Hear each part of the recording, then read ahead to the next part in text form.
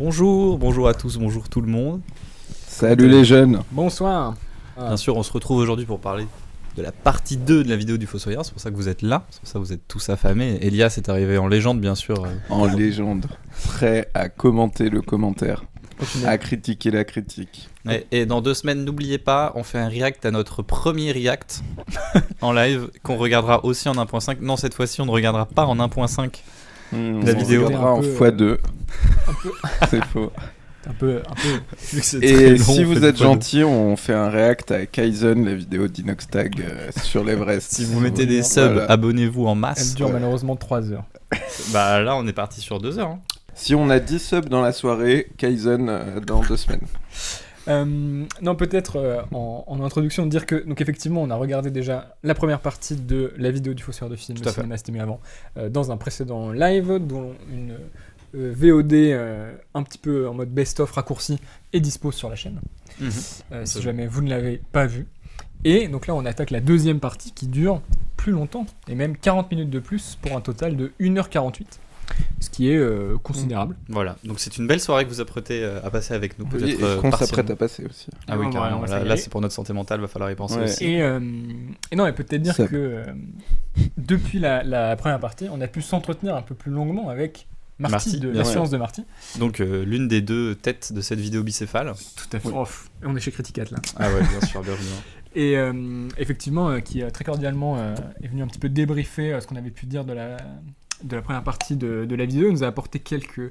Bonsoir le chat, qui nous a apporté quelques précisions qu'on s'est dit qu'on allait vous retransmettre, notamment un petit peu sur la répartition du travail entre le Fossoyeur de film et la science de Marty, où en gros il nous expliquait qu'on avait un peu tendance à mettre les deux dans le même sac, je parle pas bien dans le micro, dans le même sac, comme s'ils avaient fait vraiment toute la vidéo à deux, alors qu'en fait ils se sont vraiment chargés chacun un petit peu de leur partie, et qui globalement, en fait, Marty nous a dit que on était assez sévère avec la première partie et son mode argumentatif, mais que eux l'avaient un peu plus imaginé comme une sorte de billet d'humeur et un peu moins comme une vidéo à valeur de référence quoi, sur cette question.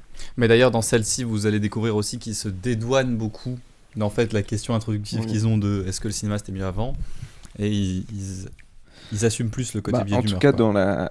Marty avait l'air de dire dans les messages que la question du cinéma c'était mieux avant, c'était plus quelque chose qui posait au début un peu de manière un peu provocatrice, mais que l'enjeu de leur réflexion c'était plus les certaines tendances du cinéma contemporain, et ce qui a l'air d'être plus efficace dans la vidéo qu'on va regarder maintenant. C'est pourquoi le stream est titré Et s'il avait raison. Exactement. Et s'ils avaient raison. Parce qu'on va sûrement être un peu plus Clément. Clément, tout à fait. C'est vrai qu'on s'est même pas présenté. Oui. Ouais, voilà. Et il faudrait réussir à caser Loïc dans une phrase de façon naturelle maintenant. C'est moi, Impossible. c'est moi Loïc. Loïc, avec cette vidéo, c'est que... Oh, c'est pas la fin de- mal. Il J'ai est bien fort. aimé, j'ai Débordement. Non mais effectivement, on sera sûrement un peu plus clément avec cette vidéo.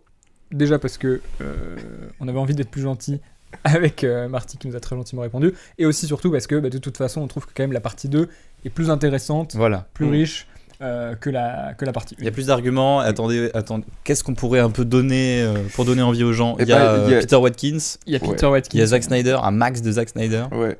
Et après, restez jusqu'à la fin parce qu'à un moment, il parle d'Ewok. Ah, Et on ouais. sera peut-être un peu moins clément à ce moment-là. là, Ouais, on tout sera à plus, fait. là, ce sera plus Loïc de la vidéo. Et Oui. le reste, ce sera plus Clément. Les amis, ceci est la deuxième partie du cinéma, c'était mieux avant. Tout est contenu. Un contenu, c'est aussi bien un tweet qu'une vidéo de danse sur Ouais. TikTok, une série sur Netflix ou un film. Suivez-nous sur Twitter. Ce n'est qu'un mot, vous me direz? Eh ben, pas exactement, non. C'est une conception du monde. À savoir, tout aplanir. Utiliser le mot contenu à toutes les sauces, c'est considérer par exemple que Logan Paul et Denis Villeneuve produisent grosso modo la même chose. Pour revenir sur la question du contenu, qui est un peu la question qui va être structurante des 20 premières minutes de la vidéo, il part peut-être dans quelque chose qui n'avait pas tellement lieu dans la précédente vidéo. Il fait une sorte de conceptualisation de ce que c'est un contenu, avec quand même une petite remarque que je trouve que ça manque quand même de définition plus large. et peut-être avec cette idée du coup que le contenu c'est un formatage, une standardisation des produits audiovisuels.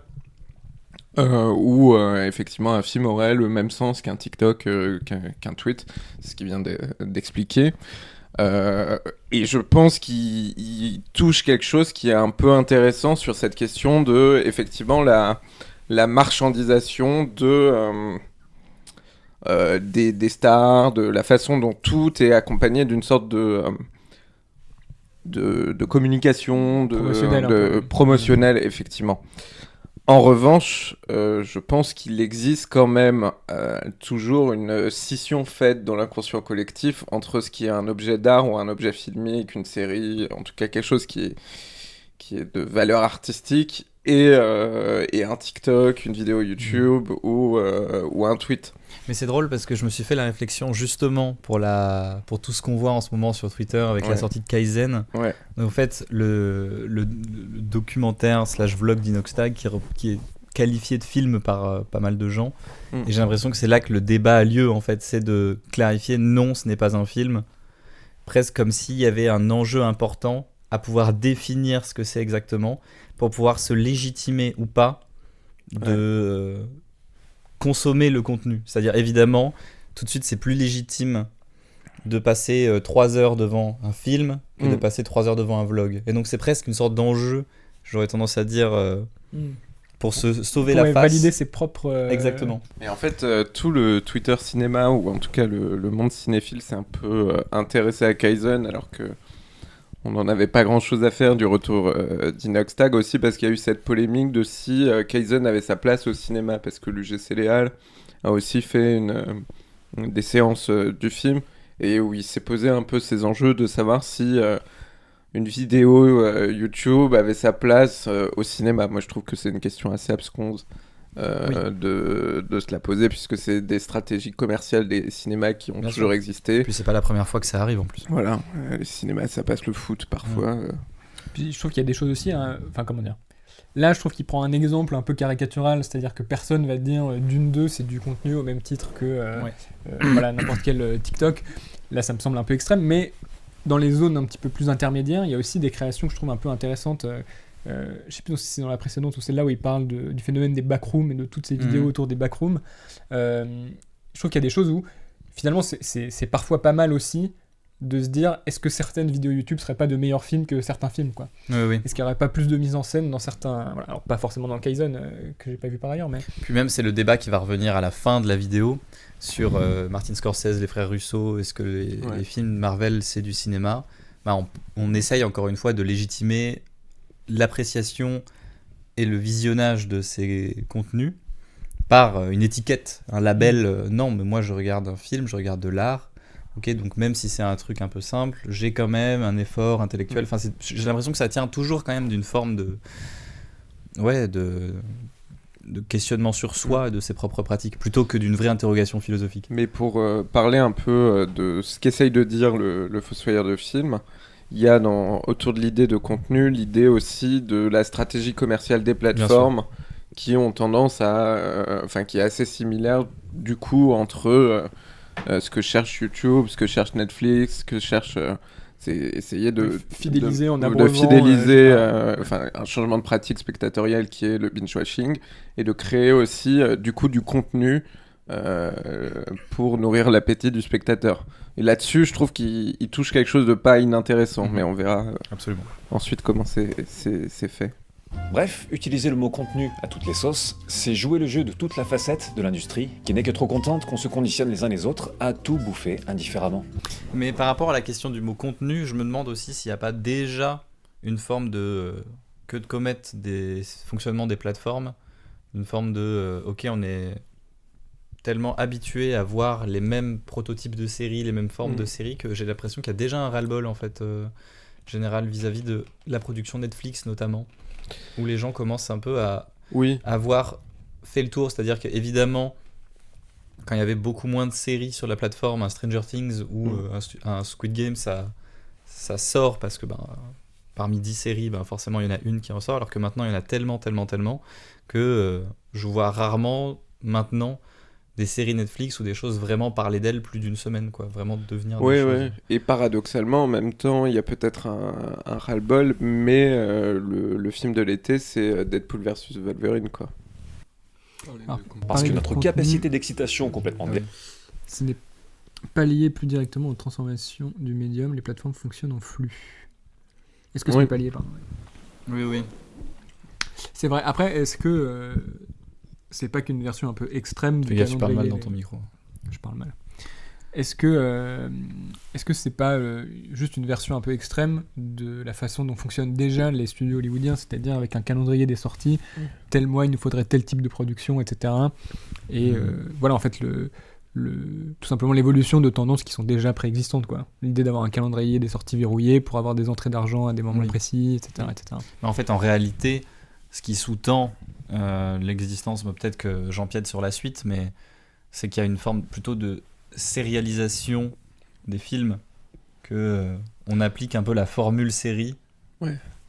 au cinéma, quoi. Après, c'est une reprise aussi de ce qui s'est historiquement fait. Enfin, par exemple, les productions Corman où Oui, bien sûr. tout était s'enchaînait, tournait tout. Mais même le cinéma hongkongais dont on a parlé il y a un mois, en fait.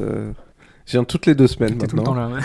Mais le cinéma hongkongais de l'époque, le plateau tournait tout le temps et les acteurs tournaient tout le temps. Il y avait une forme de tournage permanent, d'hyperproductivité, même de surproductivité du cinéma hongkongais de l'époque. Donc, il y a... C'est vrai qu'il y a une nouvelle logique qui est effectivement la standardisation et le rapport en fait à ces plateformes qui impliquent un certain type de production de films qui est assez différent quand même des différents modes qu'on a expliqués, que ce soit Corman, que ce soit le cinéma hongkongais. Et en même temps, c'est une vague évolution du capitalisme cinématographique, C'est vrai. selon moi. Contenu, c'est l'idée de définit quelque ça, chose bon. qui est littéralement contraint, qui est entravé, qui est limité, C'est bien. qui est contenu. Néanmoins, je serais un peu vilain. C'est qu'il y a certes cette Épistémologue. définition, mais contenu, c'est aussi, si on prend la racine latine, c'est cum tenere, qui veut dire tenir avec. Arrête. Donc ça veut dire aussi assembler, réunir, des choses comme ça. Donc en fait, si on revient à la définition, il y a quand même un... Mais qui est assez opérant, même si on pense l'esthétique de plateforme. C'est aussi faire tenir beaucoup de choses ensemble, réunir un certain nombre de choses ensemble. Mais en tout cas, il y a toujours cette... je trouve qu'un des défauts justement du Fossoyeur, même dans les définitions qu'il va donner dans cette vidéo, c'est qu'il ne pense pas d'autres perspectives aussi. Ouais, ils sont très orientés, Ouais. C'est comme l'autre mot emblématique de la culture des images actuelle, plateforme. Plateforme, forme plate. Enfin, voilà, c'est ce qu'on nous demande. Voilà ce que je disais. C'est là, par contre, c'est... Enfin, plateforme, forme plate. Ah, voilà. MDR, AHA, voilà. C'est un enjeu définitionnel comme un autre. Elias, Forme plateforme en plate, latin, platus forma, enfin plata forma. Plateforme, il y a aussi... Enfin, comment dire, tu pourrais Oui. tout à fait le prendre de l'autre bout en disant c'est assez joli parce que c'est l'idée de quelque chose qui vient soutenir une proposition. tu Oui. vois. Et tiens d'ailleurs, puisqu'on y est, certains commentaires sur la première partie avaient l'air de dire Nous on résumait pas mal le cinéma. C'est nous Le cinéma mainstream et plus C'est le particulièrement chat. le cinéma hollywoodien. Tous Et en ensemble. gros, si ce cinéma-là devient de pire en pire, c'est pas compliqué. Il suffit de l'ignorer, il y a plein d'autres bons films qui existent. Les gars, On n'a pas dit ça. on résume rien à rien. Moi, ce que j'aimerais défendre, parce que du coup, en réécoutant ça, je me suis dit, qu'est-ce qu'on a dit exactement bref. Mhm. J'ai envie de dire que si on pense effectivement à une crise du cinéma hollywoodien, etc., enfin, on en a beaucoup parlé la dernière fois, référence à notre VOD qui est toujours en ligne sur YouTube, Bien sûr, allez voir ça. il y a quand même l'idée que défendre des cinématographies qui sont marginales, qui sont émergentes, qui sont autres, pour moi, est quelque chose de plus important que d'essayer de voir comment on peut changer ça. Voilà. Ça, c'est... Enfin, comment on peut changer le cinéma hollywoodien. Bah, cela Parce dit, que c'est de vrai toute façon, je crois que dans le fait où s'il y a des modèles concurrents qui seront assez compétitifs, entre guillemets, sur le plan économique vis-à-vis de Hollywood, Hollywood les ingérera tôt ou tard. Oui, bien sûr. Donc cette évolution, en fait, Simplement aussi à nous, en tant que spectateurs, dans un sens, si on veut que quelque chose se généralise, de donner des succès publics, ou en tout cas de défendre, enfin c'est le rôle de critique de cinéma dans un sens, de défendre une certaine idée de cinéma. Et en tout cas, si on a envie de quitter cette standardisation, c'est possible de le faire, je pense. Oui. C'est simplement des habitudes de consommateurs aussi. Oui. Surtout que là, il parle d'abandonner le cinéma hollywoodien au profit d'autres. Mais comme tu le dis, en fait, c'est plus que... on ne peut pas l'abandonner complètement, il est toujours dans le fond. Seulement, on ne résume pas le cinéma à ça. Ah, mais il a dit on résume rien à rien. Donc là, t'as perdu. Je suis battu. Non, mais c'est tout à fait juste. Et je trouve qu'il y a en plus plein d'exemples de cinéastes qui sont récupérés par Hollywood. Alors parfois ça tourne bien, parfois non. Chloé Zhao. Voilà, exactement, Chloé Zhao. Je pense à J.C. Chandor aussi, qui est un cinéaste américain indépendant. En fait, il y a plein de cinéastes comme ça qui émergent plutôt de la marge et ensuite intègrent le système. Et donc, on suppose... pour aussi essayer de jouer avec les contours de ce qu'il permet, quoi. Après, ce qui ne marche pas, c'est que dans un sens, Hollywood ne veut pas les intégrer. C'était Lucrecia Martel qui racontait qu'elle avait été contactée pour faire Black Widow. Ok. Waouh. Ouais. Information. Lucrecia Martel, Black Widow, enfin, un film peut exister, mais qu'elle avait refusé parce que Marvel lui interdisait de filmer elle-même les scènes d'action. Donc en fait, il y a une manière d'où c'est un argument marketing de dire, si Lucrecia Martel avait réalisé Black Widow, on aurait tous dit putain, Lucrecia Martel c'est encore fait Black Widow. C'est encore le même truc que Chloé Zhao, c'est tenter de légitimer ta production comme étant de l'art pour justifier son visionnage, conforter les spectateurs. Oui, tout ça. Mais c'est qu'en fait, ils veulent pas prendre ce pari autoriste pour l'instant. Ce dont on a choisi de parler ici, c'est d'un ressenti vis-à-vis de l'évolution du cinéma en tant que forme globale et historique, en tant que forme commune. On ne parle pas que de cinéma américain, par contre, on illustre surtout avec du cinéma occidental. Ça, ouais, par biais culturel, sûrement, oui, mais aussi parce que ce sont des exemples qui parlent à davantage de gens.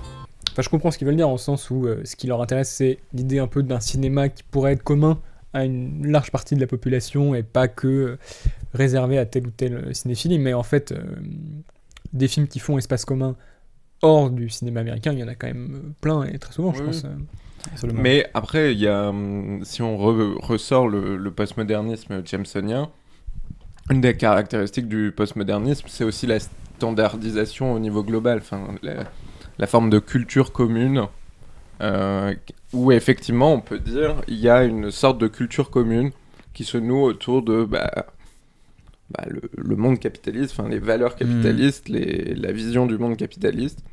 Ce qui va expliquer ensuite, quand tu vas parler de Peter Watkins, etc. Néanmoins, je crois, comme tu l'as dit, qu'il y a des fronts communs, des horizons qui sont tracés dans d'autres types de cinéphilie. D'ailleurs, il y avait quelqu'un dans les commentaires de la vidéo YouTube qui parlait de est-ce qu'on voyait se dessiner des fronts communs. On a eu un dialogue là-dessus avec la personne. On en a en Argentine. Voilà. Moment, Oui, en Argentine, notamment avec comment il s'appelle déjà El Pampero Ciné. Moi, je pense aussi, vraiment très confidentiel, mais à ce que fait l'Abominable à Montreuil, qui est un labo qui assemble plusieurs cinéastes argentiques.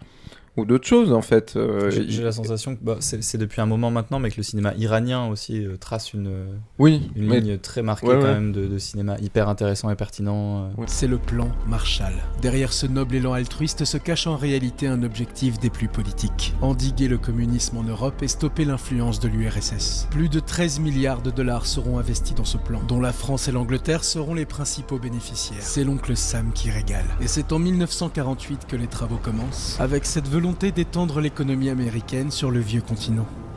Dans les rues de Paris, on mâche du chewing-gum et on boit du Coca-Cola. C'est ce qu'on appelle le soft power américain. Et ça, personne n'y échappe. Pas même les râleurs qui s'insurgent parce que les productions américaines sont surreprésentées dans une vidéo qui parle des majors et de l'industrie, de la pop culture au sens large et de son influence sur l'imaginaire collectif. Le vrai argument, c'est ce qu'il dit à la fin, c'est-à-dire certains s'insurgent qu'on parle de cinéma américain dans une vidéo sur les majors, etc. Sauf qu'il n'y a aucun moment dans la première vidéo où c'est annoncé que ce sera une vidéo sur les majors, etc. En fait, il y a un truc d'axe où si la vidéo s'était appelée Hollywood est mort, se serait mieux passé que le cinéma c'était mieux avant. Ou comment vont nos imaginaires, par exemple. Oui, non, mais il Non, faut que ça, les gens bon. cliquent quand même. Bon, Je tue le fossoyeur. l'imaginarium du docteur Fossoyeur, tu vois. Donc, laisser crever le mainstream Boomer, en Samir. n'entendant plus rien, c'est bien gentil, mais c'est facile à dire quand on a déjà un petit peu de bagage culturel. Sauf que c'est tirer un trait sur le cinéma comme espace commun.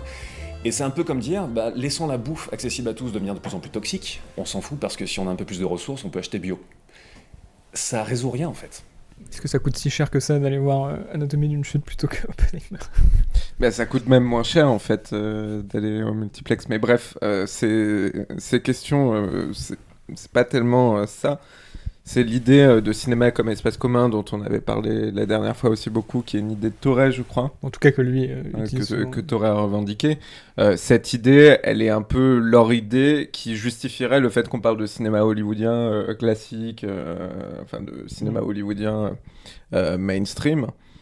Néanmoins, déjà, ils partent du postulat qu'il y aurait une disparition du cinéma comme espace commun. Moi, je pense qu'il y a une recomposition de cela. Notamment parce qu'il y a une recomposition des formes de la cinéphilie. T'en parlais Absolument. il y a 2 semaines sur le fait que c'était peut-être un des meilleurs âges pour être cinéphile. En fait, selon certains historiens, notamment Antoine Debec, la cinéphilie a disparu en 68 au moment où elle se politise, parce que c'est un regard en quelque sorte apolitique formé sur les films, en tout cas fait qui se met à l'écart, une politique des auteurs plutôt que des cinéphiles politiques. Et du coup, 68, selon lui, est un moment où la cinéphilie va changer et un peu ressurgir à l'époque de Danet et tout ça. Bref. Mais on est à une époque où il y a cette recomposition, c'est-à-dire qu'on a moins d'importance accordée par exemple aux revues. Plus grand monde ne lit les revues de cinéma, en tout cas au niveau global, mainstream. Il y a plus Mais de en critique même de temps- cinéma qui va passer à la télé comme Serge Danet. Aussi, il y a les gens sur le cercle. Sauf qu'ils ont C'est pas ça, le dernier. 5 minutes par film au Oui. lieu de 2 heures. Mais c'est vrai. Et il y a Microciné aussi, Ouais. qui est un Qui peu passe une bientôt télé sur à TF1. Bientôt, Oui, on passe aura, mardi. Mardi soir, n'hésitez pas. 2 heures à de vous programme connecter. sur Canal entre deux, Entre deux interviews avec Macron, il y a Microciné qui vient parler entre de Pascal Rebel Pro Moon. et, Entre Pascal et Pro Mouloud et Achour. Cyril Hanouna. Bon, bah, écoutez. Mais bref, mais en même temps, on a les applications. Enfin, il y a quand même eu la génération Sens Critique, qui sont un peu plus vieux que nous. Nous, on est la génération Letterboxd. Sur Twitter, je vois plein de gens fleurir. C'est peut-être un effet de bulle dont il va parler ensuite, mais en tout cas, il y a une forme quand même de culture cinéphile qui vit par d'autres moyens, peut-être de manière moins cadré, moins dogmatique peut-être. Il n'y a plus de McMahonien, mais d'une manière plus... Et c'est quelque chose qui reviendra, sur laquelle je reviendrai sur la fin de la vidéo, au moment où il parle des woke. Mais peut-être Mais parce que justement, il y a aussi une forme effectivement de fractionnement des cinéphiles, où on n'a plus une culture commune tout à fait académique de ce qu'est le cinéma et les films à voir. Et maintenant, il y a un peu chacun construit sa propre cinéphilie. Oui, Comme chacun ferait son marché, il pourrait dire, mais c'est aussi quelque chose aussi une réappropriation d'un univers étendu, immense, quoi, qui est celui de tous les films sortis depuis 1895. Même avant, si on parle d'Edison. Mais en fait, surtout, le truc, c'est... La vraie question, elle se trouve par rapport à l'endroit de l'espace commun cinéma. C'est-à-dire, en effet, est-ce que la culture que partage tout le monde, la culture qui a pu être pendant un temps, mais je pense pas... nous n'y étions pas, donc difficile de savoir exactement à quel point, mais que tout le monde se retrouvait dans un seul imaginaire qui était celui du cinéma, qui était celui de la toile. En effet, maintenant, on a une nouvelle toile, on a Internet, et qui est devenu un peu le nouvel espace commun. Le web. Mais qui, comme tu le dis, a pour nature presque de devoir fragmenter ces différents micro-espaces qui sont évidemment toutes ces petites sortes de bulles qu'on va connaître sur Internet, mais qui vont être parmi les espaces. Maintenant, le cinéma ne fait partie, la cinéphilie n'est plus qu'un espace dans l'espace commun, comme pourrait l'être, j'imagine que maintenant la bulle jeu vidéo aussi par exemple est très importante, mais il n'existe plus une seule et même force qui vient structurer un peu tout l'imaginaire collectif général mondial. Peut-être que Microciné pourra nous dire comment c'était avant. Comment c'était en début du XXe siècle. Peut-être finir par se vexer à chaque fois. On pourrait se pencher sur un film qui a récemment fait couler beaucoup d'encre l'année passée, Le règne animal. Un avis en un mot, Elias, Pas vu. Clément, Surcoté. c'est bof. Une fable C'était le meilleur mot, d'anticipation je pense. fantastique dont nous avons été sommés de dire le plus grand bien en chantant les louanges d'un cinéma d'auteur français courageux et inventif, n'ayant pas Romain peur de Duris se Zumal. frotter à ce qu'on Oui. appelle le cinéma de genre. Votre avis sur le cinéma de genre français?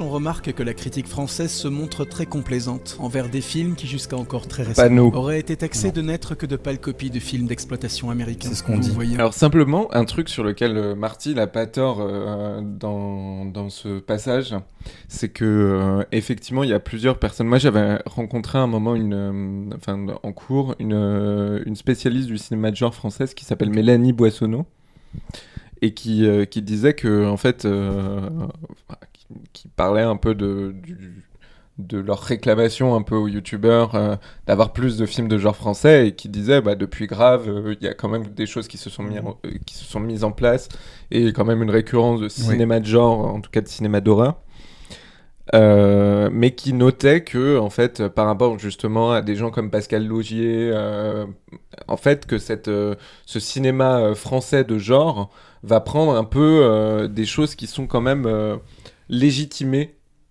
dans le cinéma de genre, va prendre des films de genre qui parlent de politique, qui parlent enfin, va pas jamais avoir le côté un peu puéril de l'affection pour le cinéma de genre, et va toujours essayer de chercher quelque chose, un peu comme de l'elevated horror, mais nécessairement, le cinéma de genre français, en fait, va être un peu de l'elevated horror, va se placer au-dessus du cinéma d'horreur.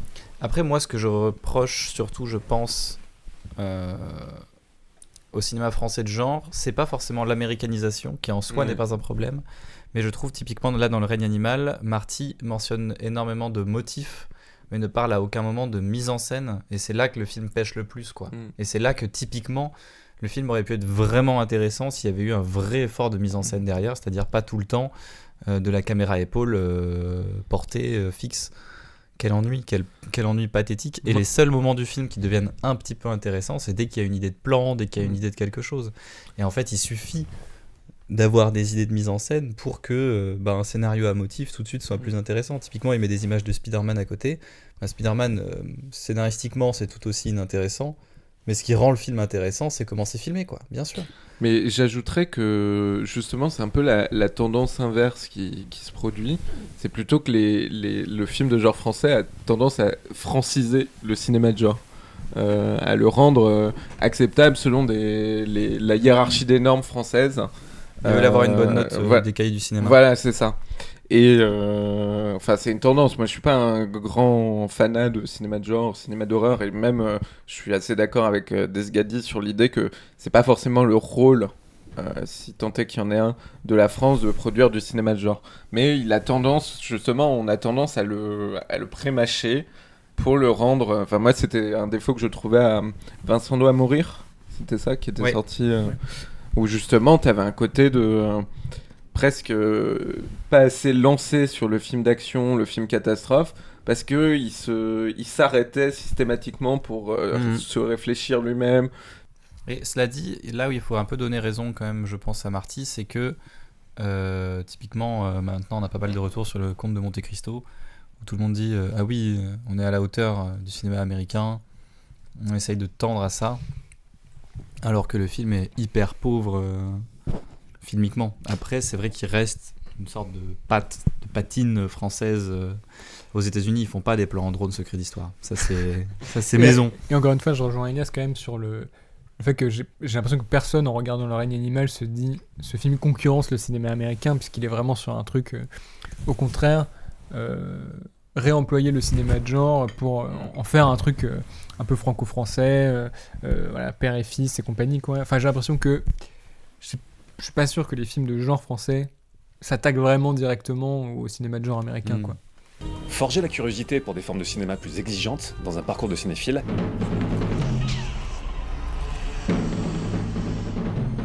ça passe d'abord par des œuvres populaires. Ça, je suis pas d'accord.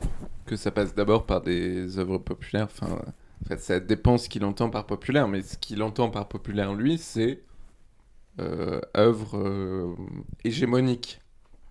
Créées par l'hégémonie. Mais il a fait des vidéos à un moment sur les Midnight Movies. Est-ce qu'on peut considérer que le phénomène populaire qu'étaient les Midnight Movies sont des œuvres populaires? Enfin, qui pense à un seul moment de sa vie que John Waters fait des films populaires?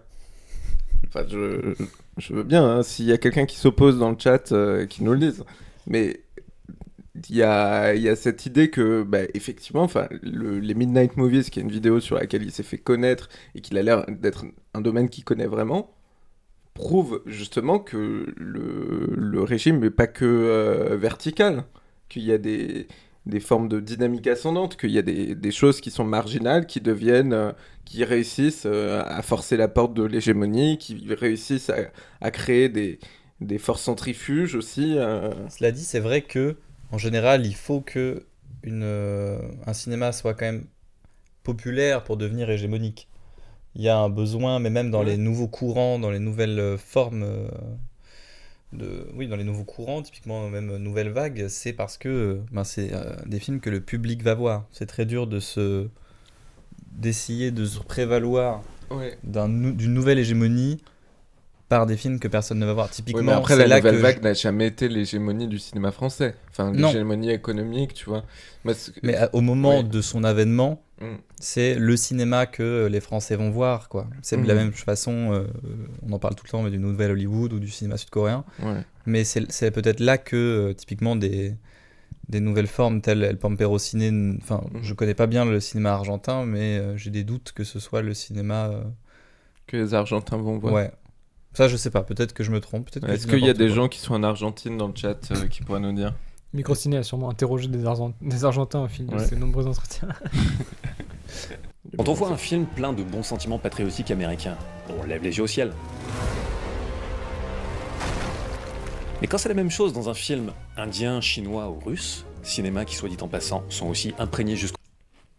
Alors, qu'est-ce qu'il y a comme différence entre les États-Unis, le patriotisme aux États-Unis, en France, en Allemagne, et le patriotisme en Inde, en Afrique, enfin en Algérie, en... Non, mais t'es trop un gauchiste. C'est le souci du patriotisme, c'est que ça dépend des pays. Mais il y a hégémonie et hégémonie. James Cameron, c'est évidemment hégémonique du point de vue économique, donc objectif et populaire. Et Bergman, exemple au hasard, l'est d'un point de vue culturel, dans une espèce de vernis où on tombe vite dessus quand on creuse. En gros, est-ce qu'on n'est pas toujours l'hégémonique d'un autre? Clément. Est-ce que Aung San Suu est hégémonique de quoi que ce soit? Je suis pas sûr qu'il soit hégémonique de ses propres films à lui, d'une certaine façon. Mais la différence qu'on pourrait dire, c'est que l'hégémonie de Bergman, elle est construite par un processus historique, quand l'hégémonie de Cameron, elle est donnée par son contexte de production et de diffusion. C'est que Bergman, quand il a commencé à faire des films, il n'avait pas prévu de devenir l'un des 3 grands noms de l'histoire du cinéma qu'on ressasse à chaque fois. Contrairement à James Cameron, il avait prévu, ses films sont prévus pour être aussi des objets commerciaux. Même si moi j'aime beaucoup Terminator. Hein. C'est l'hégémonie d'une niche culturelle. Titanic, c'est vraiment très bien. Abyss. Bon, vous l'avez compris, dans cette vision de la culture, celle qui est articulée autour de l'idée de contenu, les œuvres sont avant tout pensées comme des rouages, et pas comme une fin en soi. Des rouages qui sont surtout optimisés pour vendre des abonnements. Elles sont de plus en plus considérées comme des trailers qui existent de moins en moins. Nous, on est le rouage comme de des votre unités, sub. mais comme la promesse constante de quelque chose à venir, comme un catalogue plus rempli. Et en fait, quand on ne fait plus que se projeter au-delà de ce qu'on est en train de regarder, quand on ne fait plus que promettre de l'excitation, ça veut bien dire que cette excitation, au présent, elle n'est pas vraiment là. Je rebondis juste sur un truc, mais je sais pas si c'est si vrai la façon dont il envisage un petit peu la question de l'excitation, parce que Si on prend par exemple Spider-Man No Way Home, qui est un peu un des derniers phénomènes comme ça, on pourrait dire d'enthousiasme collectif sur une frange du public de blockbuster, ce qui est enthousiasmant dans le film, c'est pas une promesse de quelque chose d'autre en fait, c'est au contraire quelque chose qui est dans le film et on voyait les réactions enthousiasmées dans la salle. Donc j'ai l'impression que le souci c'est plutôt une espèce de nécessité de la surenchère, c'est-à-dire on fait une promesse et dès que le film est fini, il faut en créer une nouvelle à grands coups de marketing, ce qui fait que, comme il le disait d'ailleurs dans la première partie, mais le marketing et les films en eux-mêmes commencent à se mélanger.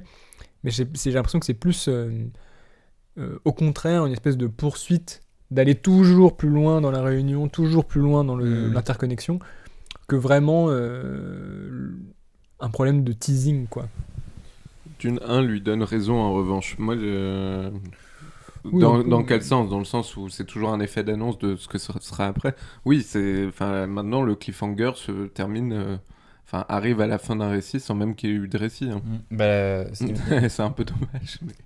C'est assez terrible. Mais j'ai quand même la sensation que c'est une courbe qui peut pas monter indéfiniment. Qu'à un moment, il va forcément y avoir une cassure. Déjà, là, on parlait de Deadpool 3, de Wolverine. Ils en sont à ironiser sur le métavers et sur l'excitation des gens. Donc, si on a déjà atteint ce stade-là du cynisme... Ouais, on serait surpris des fois. Non, mais je pense qu'ils peuvent aller toujours plus loin mais c'est que effectivement les contre-modèles populaires justement n'existent pas tellement. Et moi ou en tout cas existent, mais à chaque fois on dit ah oui c'est ça ce à quoi va ressembler le cinéma américain, et puis l'été après comment ça s'appelait, Everything Everywhere All at Once. Bon, Marvel avait complètement digéré le truc du multivers, tout ça. Donc les contre-modèles on peine à émerger, et c'est dans cet entre-deux que surgissent les monstres. Karl Marx. un monde se meurt, un autre monde peine à arriver. Et dans cet entre-deux surgissent les monstres. Deadpool versus Wolverine. Borderlands. La première conséquence de tout ça, c'est une obsession pour les propriétés intellectuelles. Vous savez, la vague sans fin d'adaptations, de remakes, de reboots, de suites, de préquels. Mais ça, pour le coup, c'est mon côté boomer aussi. C'est my dark side boomer. Le truc de ras le cul de toutes les suites, tous les prequels et tout, oui. Bon, ça, je pense qu'on est globalement assez d'accord, quoi. On est tous un peu boomers là-dessus. Ouais, il faut un peu faire le tri, tu vois.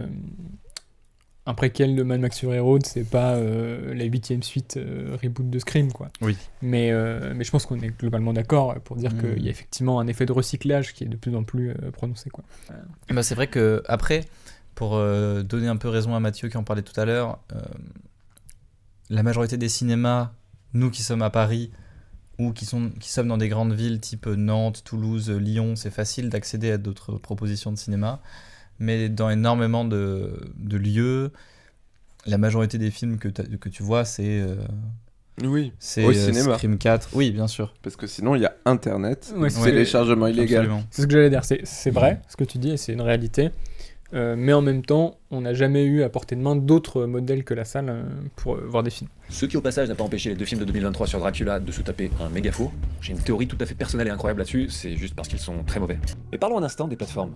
Concernant les œuvres, vous avez vu comment je me démène pour pas dire contenu. Concernant les œuvres qu'elles produisent elles-mêmes, il y a fatalement un cahier des charges ultra précis à respecter. Niveau format, caméra, matériel, avec très peu d'exceptions tolérées, pour qu'elles correspondent en temps record aux critères visuels attendus.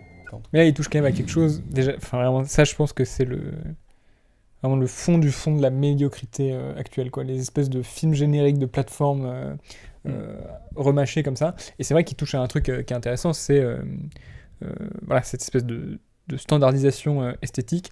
C'est un peu dommage qu'il aille pas... Enfin, là, ça passe dans un montage, mais c'est un peu dommage qu'il aille pas spécifiquement dans la mise en scène. Qu'est-ce que ça veut dire, quoi.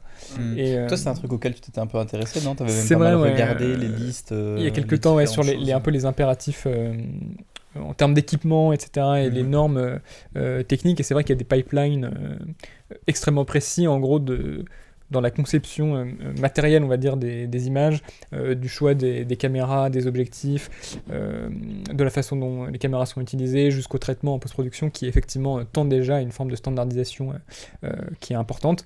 Mais ce qui est intéressant, c'est que en fait, tout est un peu disponible en ligne, quoi. C'est-à-dire qu'il y a, je sais plus comment ça s'appelle, mais un site affilié Netflix qui met à disposition toutes les chartes technologiques, si on veut. Ah voilà, Partner Help Center, Yes. exactement, ça, bien joué. Yes. Voilà, donc en effet, on a des précisions très très très spécifiques. Après, maintenant, ils avaient pas mal... Oui, c'est Mais du 4K. True Story, genre ils agréent des caméras pour. Oui. Mais sache d'ailleurs que pour l'anecdote, Harry... C'est pour ça que les films Netflix sont trop moches en fait. Mais donc, du coup, pour l'anecdote, sachez que Harry, donc, qui est une des grandes marques de caméras du cinéma, avait en fait au départ pas de caméra qui était... Je crois qu'il fallait être Qui 4K et qui concordait, était un tout petit peu en dessous qui était en à termes de 3,8K. résolution. Ouais. Et que Netflix demandait du 4K minimum, et donc Harry a fabriqué de nouveaux modèles de caméras pour correspondre... Exprès, en gros, pour que ça puisse servir sur des productions Netflix. Exactement. Et donc maintenant, il y a donc pour chaque marque les listes exactes des caméras qui correspondent en fait aux exigences minimales de Netflix. Et enfin, grosso modo, la même manière de tout aborder. Filmer tout sous tous les angles, et pour le reste, on verra bien en montage. Regardez, prenez cette scène de discussion toute simple du problème à trois corps, avec des personnages complètement statiques. Devinez combien de plans fixes différents pour le filmer 12. C'est vrai Ils que c'est n'ont badant, tellement ça. pas pensé leur mise en scène qu'ils ont besoin de 12 plans différents purement basiques et illustratifs. À ce moment-là, les gars, je sais pas, mettez une caméra 360 au milieu, ça ira plus vite. Tout ça, faut... Alors, Ce serait expérimental. oui, moi j'ai une Ça reco serait là-dessus. Un film qui est sorti en début d'été qui s'appelle El Aure del Humano 13 de Human Search 3 de Teddy Williams et qui est un film qui est tourné en caméra à 360 degrés pour une raison assez spécifique, c'est qu'il voulait faire confiance à ses comédiens qui étaient des comédiens queer de 3 régions différentes, je crois du Pérou, du Sri Lanka et je sais plus la dernière, peut-être quelqu'un dans le chat peut m'aider. En tout cas voilà, de trois régions différentes et il les réunit et il essaye de créer un jeu donc bizarre parce que c'est un jeu qui est dans plusieurs langues différentes de gens qui se connaissent pas vraiment, qui parlent même pas tout à fait anglais et à un moment il va les réunir et du coup l'idée c'est de leur donner la caméra et du coup de pas se poser des questions de mise en scène sur le moment pour essayer de produire quelque chose, une alchimie de jeu. Et ensuite lui il va produire sa mise en scène a posteriori avec un casque VR, il va couper et ensuite créer mettre en scène. et ensuite créer aussi des effets un peu expérimentaux, tout ça. Il y revient dans un entretien dans Débordement Teddy Williams mené par Brunel Lapère et qui voilà où il revient sur la confection d'El Aure del Humano et c'est vraiment super. Trop bien. Et très bon film El Aure del Humano 13. The Human Surge 3, je Ouais, pense que c'est peut-être. ça. L'esthétique de plateforme, comment dire, c'est en fait jouer la partition comme il faut, sans que rien ne dépasse. En fait, le Graal numérique, le vrai Graal numérique, c'est peut-être ça. Oh non, pas Avoir encore. finalement trouvé dans l'histoire des images le grand écart ultime entre qualité apparente, pouvoir d'attraction, facilité de consommation et rapidité de production. La vidéo est quand même beaucoup mieux structurée que la précédente. On est quand même beaucoup moins perdu. Ouais. Est-ce qu'on demande le rapport ? Non, parce qu'on demandait beaucoup le rapport. D'ailleurs, Marty nous a dit vous dites beaucoup Quel rapport ? quel rapport alors que c'était pas trop notre intention, tout ça. Mais là, je trouve qu'elle est beaucoup mieux structurée, la vidéo. Et je trouve qu'il touche du doigt quelque chose sans jamais vraiment le dire. Et je vais revenir aussi là-dessus au moment où il parle de Watkins. Il parle jamais... Enfin, il a une intuition de gauche de ce que devient le cinéma, en fait. Il pose, en fait, assez bien les enjeux sur comment le cinéma devient un objet de consommation, comment il y a une uniformisation, une standardisation, bref, tout ça. Et... peut-être que c'est parce que c'est des questions qui ne s'est pas posées, ou en tout cas qui ne s'est jamais posées, appliquées au cinéma. Je pense que c'est en fait quelqu'un qui est assez formaliste ou esthète, le fossoyeur de films dans son approche des films. Il pose pas les enjeux de manière plus claire, ou en tout cas plus dense théoriquement. Et justement, le fait... moi, je trouve que c'est une idée intéressante que... finalement, on arrive qu'à des films qui sont bien faits, enfin techniquement, où il n'y a pas cette question d'avoir les ratages qui sont un peu humains et nuls de certains films, type faut qu'on le dise à Petrovic. Mais justement, on est sur des objets qui sont vraiment manufacturés, identifiés, structurés selon un langage qui est complètement... En même temps, il y a quand même quelques beaux ratages d'effets spéciaux. Mais c'est ça, surtout, il parlait de ça tout à l'heure, Ouais. Marvels et compagnie. Mais en tout cas, en termes de mise en scène, on est sur la mise en scène la plus plate du monde. Enfin, c'est une intuition qui est pas mal. Enfin, moi, je suis quand même relativement d'accord depuis le début de la vidéo Ouais. avec ce qu'il dit. Voilà, je sais Tout à pas fait. si le chat nous trouve relativement clément. Ou si vous voyez le hic. Voilà. Ou si vous voyez Loïc. Loïc, ce sera plus tard. Bon, tout ça, C'est bien pas sûr, facile à deviner. c'est pas vraiment nouveau. Des critiques de ce type envers les médias de masse, en un siècle, il y en a eu un sacré paquet. Mais là, puisqu'on y est, j'ai envie de m'attarder sur l'une d'entre elles qui s'appelle la monoforme. La Ouais. monoforme, c'est un concept qui a été formulé dès les années 70. par le Peter. scénariste Et Peter Watkins, on Peter l'écoute en Watkins. x1. D'ailleurs, merci à Vincent de la chaîne Zoanima de m'avoir aiguillé sur le concept. au Et passage, Zoanima, abonnez-vous à Zoanima, True Story, c'est une bonne ciné chaîne. Ah oui, très bonne géniale. chaîne. Ouais. Pour ma part, c'est ma préférée. Et de très loin. Après, Peter Bientôt Watkins, Prism. c'est un cinéaste qui a notamment réalisé Punishment Ouais, c'est très Park, La Bombe ou encore La C'est Commune. des films excellents. Ce Des films roi. Intense et étonnant, qui explore, Ouais, entre autres choses, les systèmes de domination. On avait parlé en off de faire un jeu sur les adjectifs que donne le Fossoyeur au film, qui sont toujours les adjectifs les plus neutres et non caractérisants du monde. Des films intenses et étonnants. D'accord. D'accord, c'est des- t'es sorti de Punishment Park. En plus, lui, c'est pas la première fois qu'il cite Punishment Park. T'es sorti de Punishment Park en te disant C'est c'était intense. intense Et étonnant. et étonnant. J'étais étonné. Le mot étonnant, vraiment. C'est il des est génial. adjectifs d'affiches de films, quoi. Les trucs, Intense. Mais même pas, Même tu vois, pas. genre. Tu vas pas voir un film sur lequel il y a sur l'affiche est écrit Oh. intense et étonnant. Oh, t'as un petit écran large en dessous. Moi, j'y crois. Hein. Oui, c'est Quitte à méchant. cultiver un anachronisme assez unique. Du genre son exploration de la commune, où l'événement est suivi par des équipes de télévision. Alors plutôt que faire React à Kaizen, on peut faire React à la commune. Oh le banger. Oh le stream où on regarde la commune en live. Une journée entière sur la commune, on devient fou, on commente pas en fait, on le regarde avec vous Ouais. quoi. En vrai, je pense que c'est vraiment un bon stream. Je pense que c'est illégal. mais en même Gigantesque temps- chef-d'œuvre, 5 heures, c'est pas c'est 7. 5 heures, ok. Bah en tout cas, si on a 10 subs ce soir, on fait le React à la commune ensemble.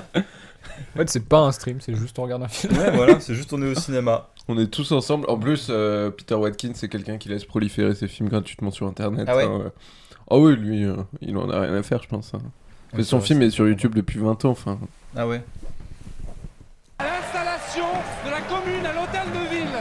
Monsieur lamentable, entendre chanter la Carmagnole après ce qui s'est passé en 89, en 1830, en 48. Bon, enfin, vrai qu'elle madame, chante c'est à la un jour de Carmen. fête aujourd'hui. Mais en fait, là, par exemple, pour ceux qui sont en train de voir les extraits, il y a des choses qui ressemblent beaucoup à maintenant, mais en fait, parce que la façon dont, enfin, le choix de Peter Watkins de mettre en scène des journalistes pour filmer la Commune de Paris intervient en fait après les grèves de 1995, les grèves contre une des énièmes réformes des retraites voulues par un gouvernement de droite, voilà. Qui a conduit à la démission de Juppé. Hein, bon, en tout cas, bref. Mais c'était le plan Juppé, en tout cas. Et à ce moment-là, en fait, se sont posés les enjeux de critique médiatique, notamment avec le célèbre livre de Pierre Bourdieu qui s'appelle Sur la télévision. Et à ce moment est apparue l'émission Arrêt sur Image, qui est ensuite devenue un média à part, tout ça. Et où les films de Pierre Carl, tout ça, et où on a vu comment aussi les grèves étaient formatées par les médias pour susciter un affect particulier, un affect négatif, aux dépens à la fois de la façon dont elles étaient reçues dans la société française et la façon dont elles ont... dont elles se sont un peu, comment dire... dont elles étaient perçues et dont elles se sont déroulées. Par exemple, il y a eu la critique du micro-trottoir. On va voir des gens... voilà, est-ce que ça vous fait chier que votre train soit en retard ? Ah bah, moi, je voulais aller au travail ce matin, donc oui, bien sûr. Petit extrait Un extrait un représentant, extrait de la commune. petit roleplay, voilà. Et du coup, la commune part un peu de cette façon aussi d'un regain de la critique médiatique, la critique des médias. Et justement, c'est pas anodin que le film soit fait en France parce qu'il y a justement cette après 95 qui est hyper intéressant. Enfin voilà, bref. Et on regardera la commune parce que je l'ai pas vu, mais Bah, le chat dit go, je prends 30 subs si on a ce live sur la commune et après on refait la commune. Donc, on y 30 va à subs, 30. après à 30, c'est un peu compliqué. Ouais, Je sais pas combien il y a de flics dans Paris, c'est un peu compliqué. je pense qu'il y en a plus que 30. Ouais. Et par contre, si t'es riche, en vrai, finance lutte ouvrière, hein, pas Prisme Cinéma. Oui, mais on est affiliés. C'est un bon Défricher gars. des formes cinématographiques différentes, Peter Watkins, eh ben il connaît. Et il est du genre à le gueuler assez fort. Être un cinéaste de gauche radicale 68 arts, gueuler assez fort. Ah bah, on n'invente pas les critiques sur Mélenchon. Hein. Combien de dB vous donnez à Peter Watkins en termes de gueulage? The film, these crises, globalization, the media, they implicate all of us. They implicate media professionals who refuse to challenge what I call the monoform. This is the way of cutting a film into small little discrete bits. Cut, cut, cut, once every 3 to 5 seconds, and dense bombardment of sound, constantly moving the camera. Alors, une des critiques sur la monoforme que formule aussi Peter Watkins se formule aussi à l'égard d'un certain cinéma de gauche, notamment les films de Ken Loach, des frères Dardenne, etc., où il va aussi... Enfin, du coup, dans l'histoire du cinéma militant, il y a toujours eu ce débat entre des gens qui défendent une forme assez traditionnelle et justement populaire, pour... sous prétexte qu'elle parlera à plus de personnes, et des personnes qui sont davantage avant-gardistes et qui pensent que faire une forme de cinéma révolutionnaire, c'est non seulement avoir un mode de pensée révolutionnaire qui précède au film, mais aussi de réfléchir comment la forme du film est construite aussi par des compromis avec le capitalisme, avec l'idéologie dominante. Oui, Et il faut que la forme elle-même soit révolutionnaire. Oui, voilà. Donc le cas d'école, ça va être les films du groupe Dziga Vertov qui prennent justement cette question de déconstruire leurs films, mais aussi de faire un peu d'adopter une stratégie d'autocritique vis-à-vis de leurs films. Groupe Dziga Vertov, donc groupe mené par Godard, mais en tout cas créé, Jean-Pierre en Gorin, 67. C'est formé en 69 lors du tournage de Vent d'Est. Mais après, ils ont fait croire que ça s'était formé en 68. Ah, ok. Ces petits malins.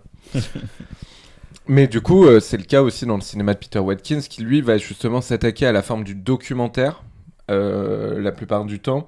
Et justement, la plupart de ses films, donc La Bombe, La Commune, Munch. Munch, je sais pas. Je l'ai pas vu, moi je connais pas du tout, mais Punishment Park, c'est des documentaires, c'est-à-dire que c'est des faux documentaires où il va essayer de singer justement les effets de réel que le documentaire met en place pour faire croire à quelque chose qui est un récit d'anticipation dans Punishment Park et La Bombe, et un récit complètement passé dans la commune. This also has nothing to do with communication. It doesn't allow the people watching, the spectator, to be a genuine participant, because it means that we do not have time to think, or to in any democratic way to enter the process, to challenge, to ask questions. Bon bah le cinéma c'était mieux avant du coup. Après, c'est Peter qui l'a dit. Après, petite remarque sur la vidéo de Peter Watkins, on dirait une vidéo de complotiste dans sa forêt dans les films là. Ils utilisent la monoforme. De survivalistes. Ils le font consciemment. Attention, la monoforme Ils nous sont attaque. partout. Mais en vrai, il y a juste un mot qui m'interroge dans ce que Peter Watkins dit, c'est le mot de la communication. Oui, moi aussi j'ai tiqué un peu. Parce que, même si Brecht est le roi de l'hypocrisie, mais il y a une fameuse phrase de Brecht qui dit l'art quant à lui n'est intègre que quand il ne joue pas le jeu de la communication. Mais en même temps, Brecht est le plus communicatif de tous les artistes qui ont existé depuis l'histoire de l'humanité. Donc est-ce qu'on peut vraiment prendre cette citation Mais je pense que c'est intéressant parce qu'on avait justement eu une discussion avec David Farrou que je pourrais pas tout à fait restituer autour de la question de Peter Watkins et le fait qu'il plaçait lui-même ses films dans un champ qui est celui de la communication, et donc est-ce que c'est encore tout à fait le champ du cinéma ou pas. Mais après là j'ai l'impression que Watkins utilise communication pas comme on utilise communication comme quelque chose qui serait anti-cinématographique, c'est-à-dire le film te dit quelque chose. Exactement, un discours péremptoire, et lui, parce qu'il dit communication, c'est un Dans le sens du échange, dialogue etc. plutôt, oui. Donc je pense que c'est une question de sémantique peut-être, mais effectivement c'est intéressant, mais je connais pas du tout assez Watkins pour creuser. Mais vous imaginez bien que la monoforme, ce n'est pas juste dire le mouvement et les effets, c'est mal. Sinon, on fait quoi On va cuter. 1000 autres cas de figure des expérimentations d'Orson Welles en fin de carrière. Par exemple sur F for Fake en 73, ou De l'autre côté du vent, tourné dans les années 70, mais achevé à titre posthume en 2018. L'un, une exploration amusée et roublarde de la notion de contrefaçon, l'autre suivant un personnage de réalisateur, bon, assez autobiographique, en fin de vie. Le mouvement, le trop, il est là pour nous faire capter des fragments de vie qui sont déjà effacés. Le problème dans la monoforme, c'est pas la forme, c'est le mono. Aïe. Coup dur. Et non, mais c'est très bizarre le parallèle qu'il fait entre la monoforme et F for Fake, qui est peut-être le film le moins monoforme possible. Oui, mais parce que justement, il y avait Watkins qui parlait de cut. Oui, c'est ça, lui il l'a pris au sens littéral. Oui, ça veut pas dire ça, c'est... Mais effectivement, tu vois, parce qu'on peut pas considérer qu'Eisenstein soit de la monoforme non plus. Enfin, bref, oui, c'est ça. Là, l'idée c'est plutôt les cuts comme façon de artifice dynamique, le temps exactement. de Voilà. s'installer. Mais d'ailleurs, ils vont en parler du temps un peu plus tard. Mais alors que, au contraire, F for Fake est un film pour le coup plus proche finalement des films qu'a fait Watkins, c'est-à-dire un peu une sorte de documentaire, plus ou moins. Un film vraiment très très impressionnant d'ailleurs. Ouais, assez étonnant comme dirait l'autre. Assez roublard et... roublard et virtuose. Roublard et ponctuel. Mais c'est aussi une période en fait où effectivement Orson Welles va se présenter aussi en tant que monteur. Il va faire un film aussi qui s'appelle Filming Othello. C'est son dernier long métrage, je crois, non? Achevé. Oui, je crois. Ouais, c'est après F for Fake, et après c'est la succession de projets inachevés. Et Filming Othello, il va se montrer à sa table de montage, où il va se montrer, alors qu'en fait, ce qui est en fait assez paradoxal venant de Welles, puisqu'il était accusé, justement, il n'a pas eu le final cut de La Splendeur des Amberson, parce qu'il ne se serait pas rendu à la table, à la salle de montage. Film. Donc il y a aussi une façon aussi de se redéfinir en tant qu'artiste à ce moment-là, de justement un peu changer. Mais c'est un très grand cinéaste de montage. Moi, je pense que mon Welles préféré, c'est Othello, justement pour le parti pris de montage de fou, qui est d'assembler des espaces complètement différents au sein d'un même film. Mais ouais, F for Fake, film à découvrir si vous ne l'avez pas vu. Il y a un titre français qui s'appelle Mensonge. Vérité et mensonge. Vérité et mensonge. Mais ouais, film passionnant sur... On dira F for Fake. Comment dire, qui pousse presque, on pourrait dire, le plus loin possible par accumulation de fragments, un peu cette logique de la suspension d'incrédulité, quoi. Oui, et en plus avec le rapport de Welles magicien. Oui, tout à fait. Il rapproche l'art du faussaire. Il y a un artiste qui s'appelle Elstier, je crois, qui est un très grand faussaire, très connu. Oui, c'est ça. En gros, l'idée, c'est raconter des histoires vraies de gens qui ont une vie complètement fausse et un peu jouer sur cette espèce de principe d'emboîtement. Et c'est le moment aussi de sa collaboration avec François Reichenbach, qui est un Elmire de Horry, c'est ça, Elmire de Horry. Elstier, c'est le peintre dans La Recherche. D'accord. Enfin voilà, bref. Mais...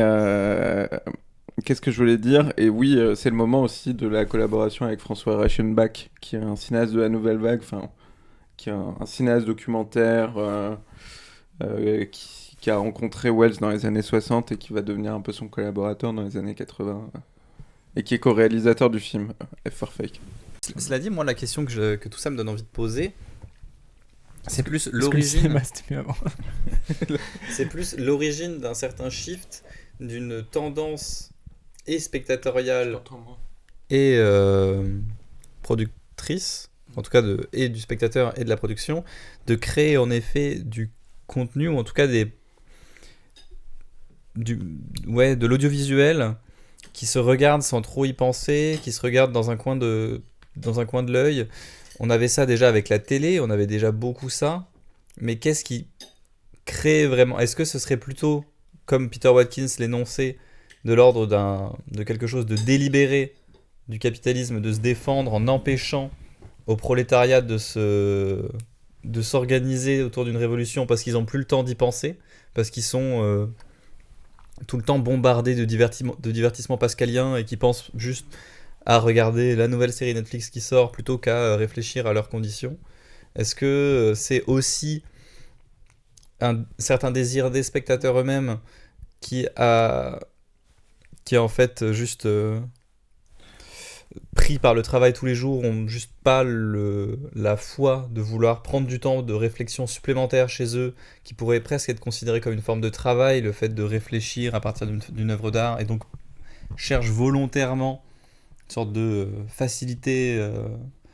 Je suis curieux de savoir exactement. Moi, j'imagine que c'est un peu intriqué, qu'il n'y a pas vraiment de réponse précise, mais que ça se jouerait à un niveau sociologique, quoi. Bah, je dirais autour de la question, en tout cas,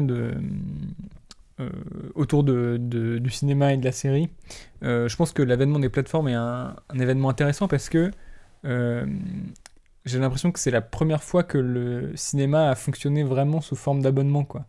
Enfin, je veux dire, on pouvait avoir un abonnement UGC avant, mais c'est quelque chose de différent. Mais cette idée de dire que finalement ce que les réseaux sociaux cherchent aussi à... que dirait Nicole Brenez, et dirait vous n'êtes pas admis à la Fémis dans mon cas. Oui. Et à l'époque, je sais pas si elle est encore à la Fémis. Si, je crois toujours.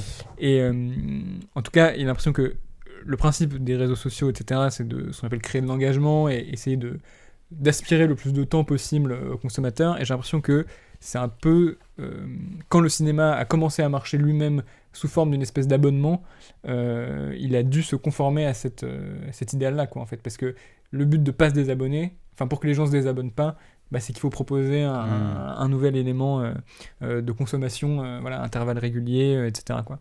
Donc j'ai l'impression que le modèle économique presque des plateformes a joué là-dessus.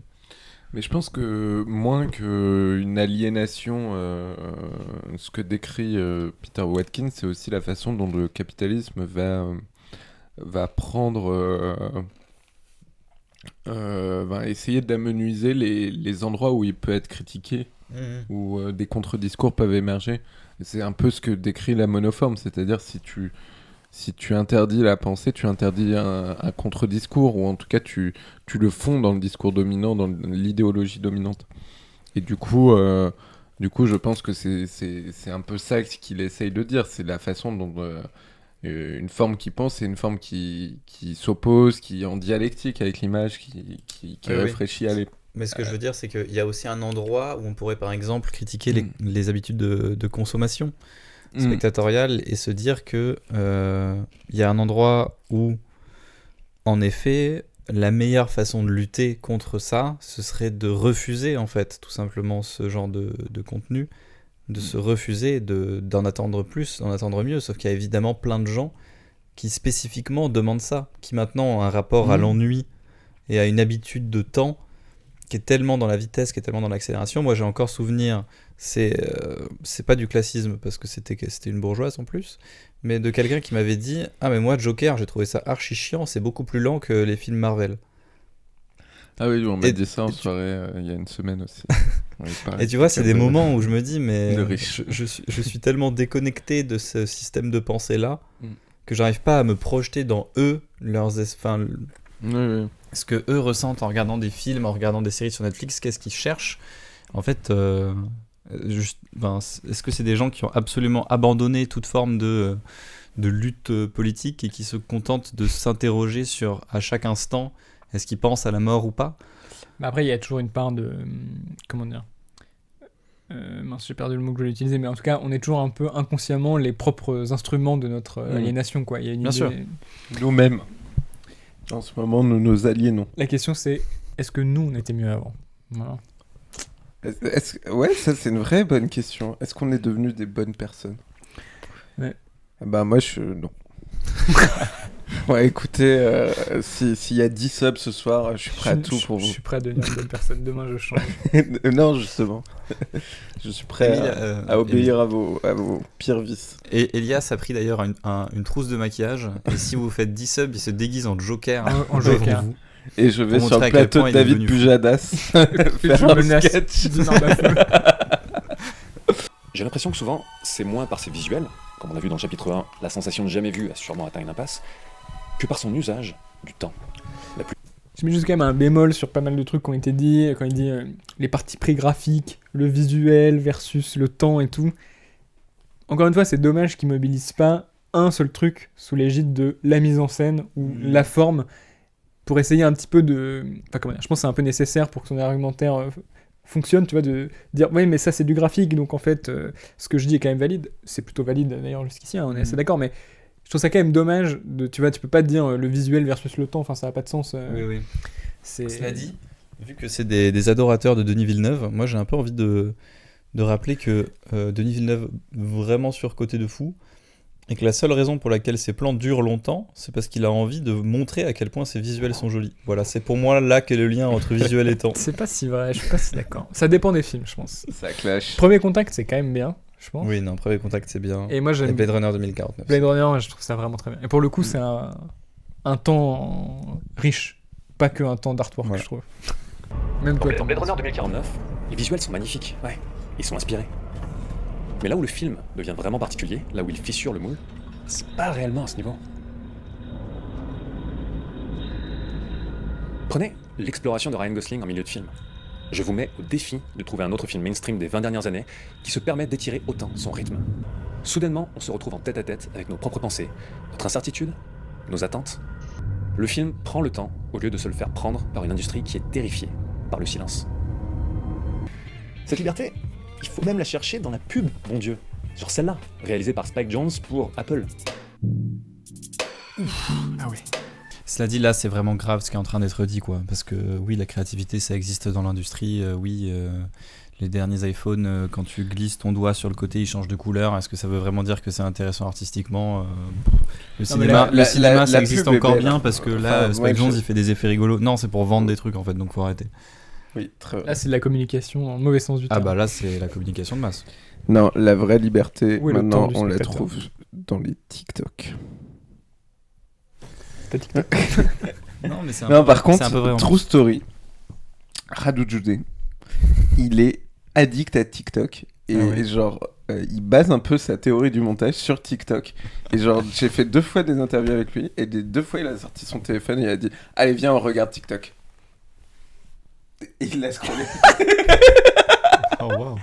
Incroyable, Radu Jude. J'aurais pas fait le lien instinctivement entre ces films et TikTok, mais... Et bah voilà. Mais je pourrais tout aussi bien citer des courts-métrages d'animation sortis de nulle part. Ou plein d'autres exemples, même pas sortis de nulle part, d'ailleurs.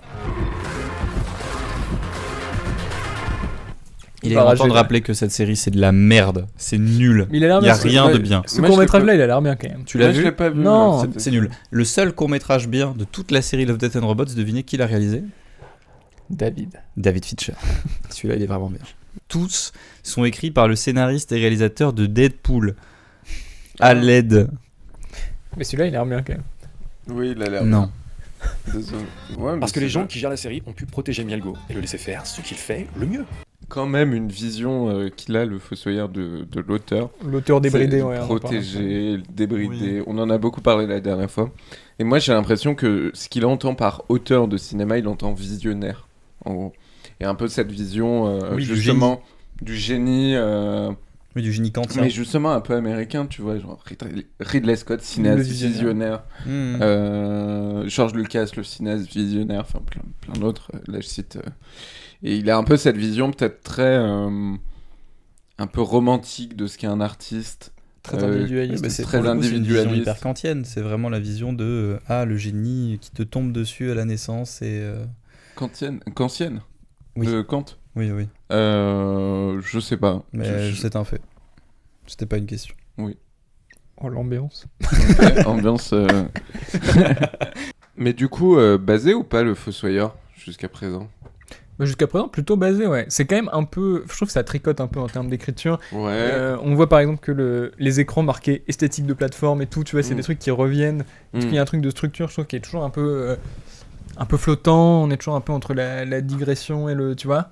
Mais je pense que la vidéo pourrait peut-être être un peu plus claire. Mais en fait, encore une fois, on faisait la remarque la dernière fois.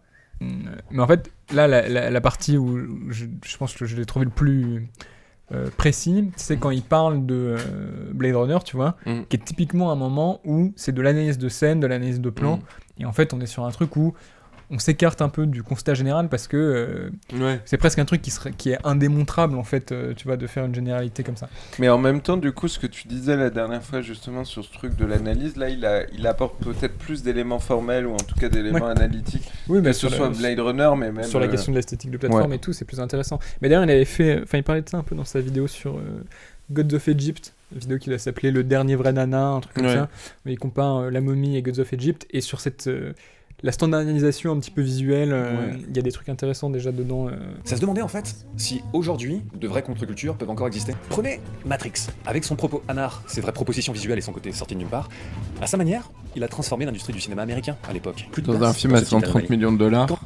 Mais j'allais dire, est-ce que ça reste quand même un blockbuster de divertissement relativement calibré, Non, après, c'est vrai que le discours du film, je pense qu'il il est un peu en cheval de Troie, quoi. Il fait partie de ces films qui ont pu imposer un sous-discours aux boîtes de production. Non, mais là où il a quand même raison, c'est que la magie du capitalisme, c'est que dès qu'il y a quelque chose un peu de subversif, il le récupère et en fait un nouveau tentacule de sa... dégoûtante pieuvre. Exactement. Merci, tu m'as sauvé, je ne savais pas où j'allais, j'avais juste un mime pour terminer. Intégré dans une logique de contenu où tout si vous aussi vous aimez pas le capitalisme, donnez-nous de l'argent. Et c'est d'ailleurs, pour revenir à Rebel Moon, qui décidément se tape l'incruste, mais en même temps, il est symptomatique de pas mal de choses, une Director's Cut a été annoncée des mois avant la sortie du premier volet. En fait, c'est même un peu plus compliqué que ça, c'est qu'en gros, il y a des versions avec des classifications différentes. Et du coup, la version genre rated R, qui est plus gore et tout, et une vraie version plus différente, quoi. Mais à l'origine, c'est un souci de classification. En gros, ils ont dit, non, il faut quand même que ce soit notre blockbuster Netflix, donc il faut que ce soit genre PG-13. Et du coup, il a fait 2 versions du même film. Voilà, avec apparemment plus ou moins des différences, plus ou moins des scènes c'est coupées, fou. quoi. Apocalypse Now Final Cut is about to appear throughout the country in IMAX theaters in its most immersive form. Mais typiquement, c'est marrant de mettre Apocalypse Now parce que c'est un film dont la forme elle-même est un peu aléatoire, vu qu'à vrai dire, la fin du film, au montage, a été décidée la veille de sa projection cannoise en 79. Et que à ce moment-là, déjà, Coppola hésitait à comment monter son film. Et c'est pour ça, c'est un film qui a passé son temps à évoluer, à changer, parce que naturellement, déjà, dans sa production, évidemment, comme vous le savez tous, c'est un film un peu tentaculaire, pour rester sur tout ce qui est pieuvre, avec 8 tentacules. Un film intense. Et étonnant. Ouais. Film intense et envoûtant. Envoûtant, ouais. Sporadique et crépusculaire. Culturel. Crépusculaire et fiévreux. Regardez l'essentiel du débat public qui entoure les films et les séries. Comment ? Désormais, perdu dans la vidéo. On arrive. Attention. Sur leur façon de représenter leur Dérapage. Et le cinéma a toujours été un reflet des enjeux de son époque. Questionner les rapports de pouvoir qui traversent le monde et avoir une représentation plus équitable, plus large, qui reflète la réalité très diversifiée de la société. Qui, avec le strict minimum d'ouverture et de bienveillance, peut être en désaccord avec ça. Mais on peut aussi observer avec quel cynisme la question de la représentation a tendance à être maniée par l'industrie du divertissement. Mais il y a quelque chose qui dit, le Fossoyeur, qui est pas complètement inintéressant, même si je pense qu'il faut le nuancer. C'est qu'effectivement, tu vois, Disney a fait de la diversité un argument. Un argument.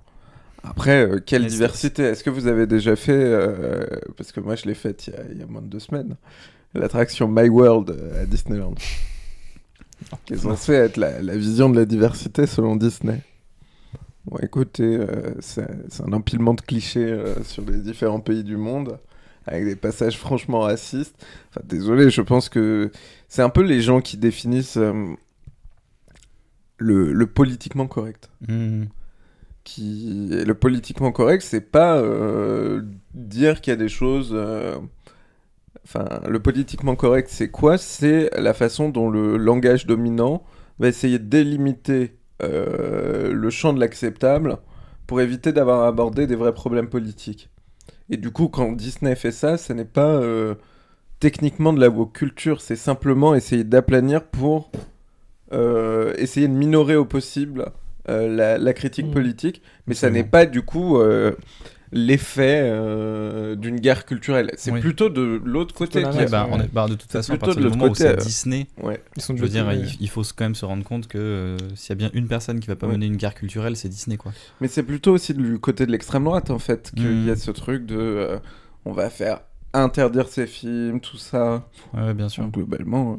Et pourtant, on n'y pense pas, mais moi, à chaque fois que je croise un acteur arabe sur un de mes tournages, il me dit ah ben, tu sais, moi, 95% de mes casts, c'est soit un terroriste, soit un banlieusard débile, quoi.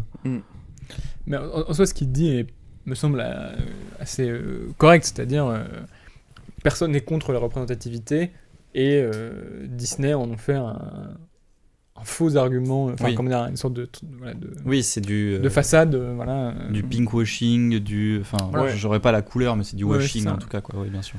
Ouais, parce qu'il y a plusieurs couleurs. Mais après, moi, je pense qu'il y a ça n'est pas un problème de voir des acteurs incarner des rôles pour lesquels ils sont censés... Enfin, voilà, c'est... J'ai pas l'impression que le fait que quelqu'un, enfin une personne racisée joue un rôle dans Les Misérables soit complètement incohérent ou Oui, enfin, dans la bien sûr. mesure où au théâtre, tu vois des gens qui sont pas de la couleur de peau des personnages historiques joués et les jouer donc au cinéma, c'est tout à fait possible, je pense. Absolument. D'autant que, en fait, ce qu'il faut prendre quand même de ça, c'est une victoire quand même culturelle de la gauche, de se dire, ok, maintenant ils sont obligés d'aller dans cet effort de représentativité, quoi.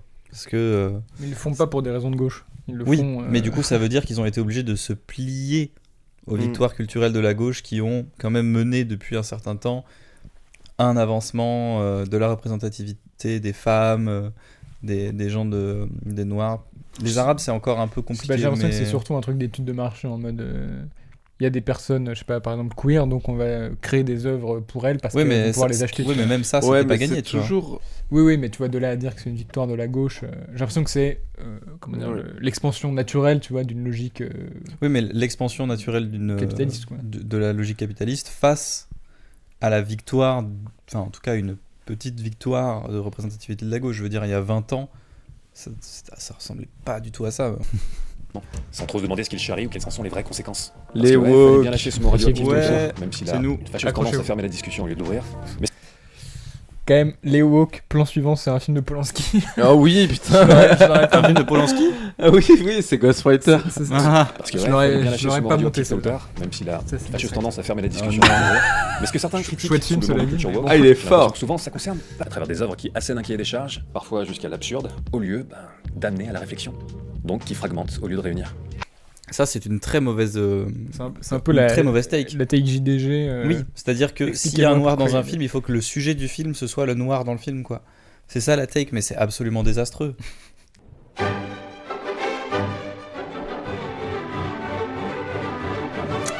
C'est la France des bourgs et la France des tours. Ma France en entier, pas à C'est moitié. déprimant de se dire que si elle... Parce que oui, si vous vous mettez à chouiner chaque fois que vous voyez une femme avec un gros gun, vous allez passer votre vie à traiter tout le monde de sale woke, je pense.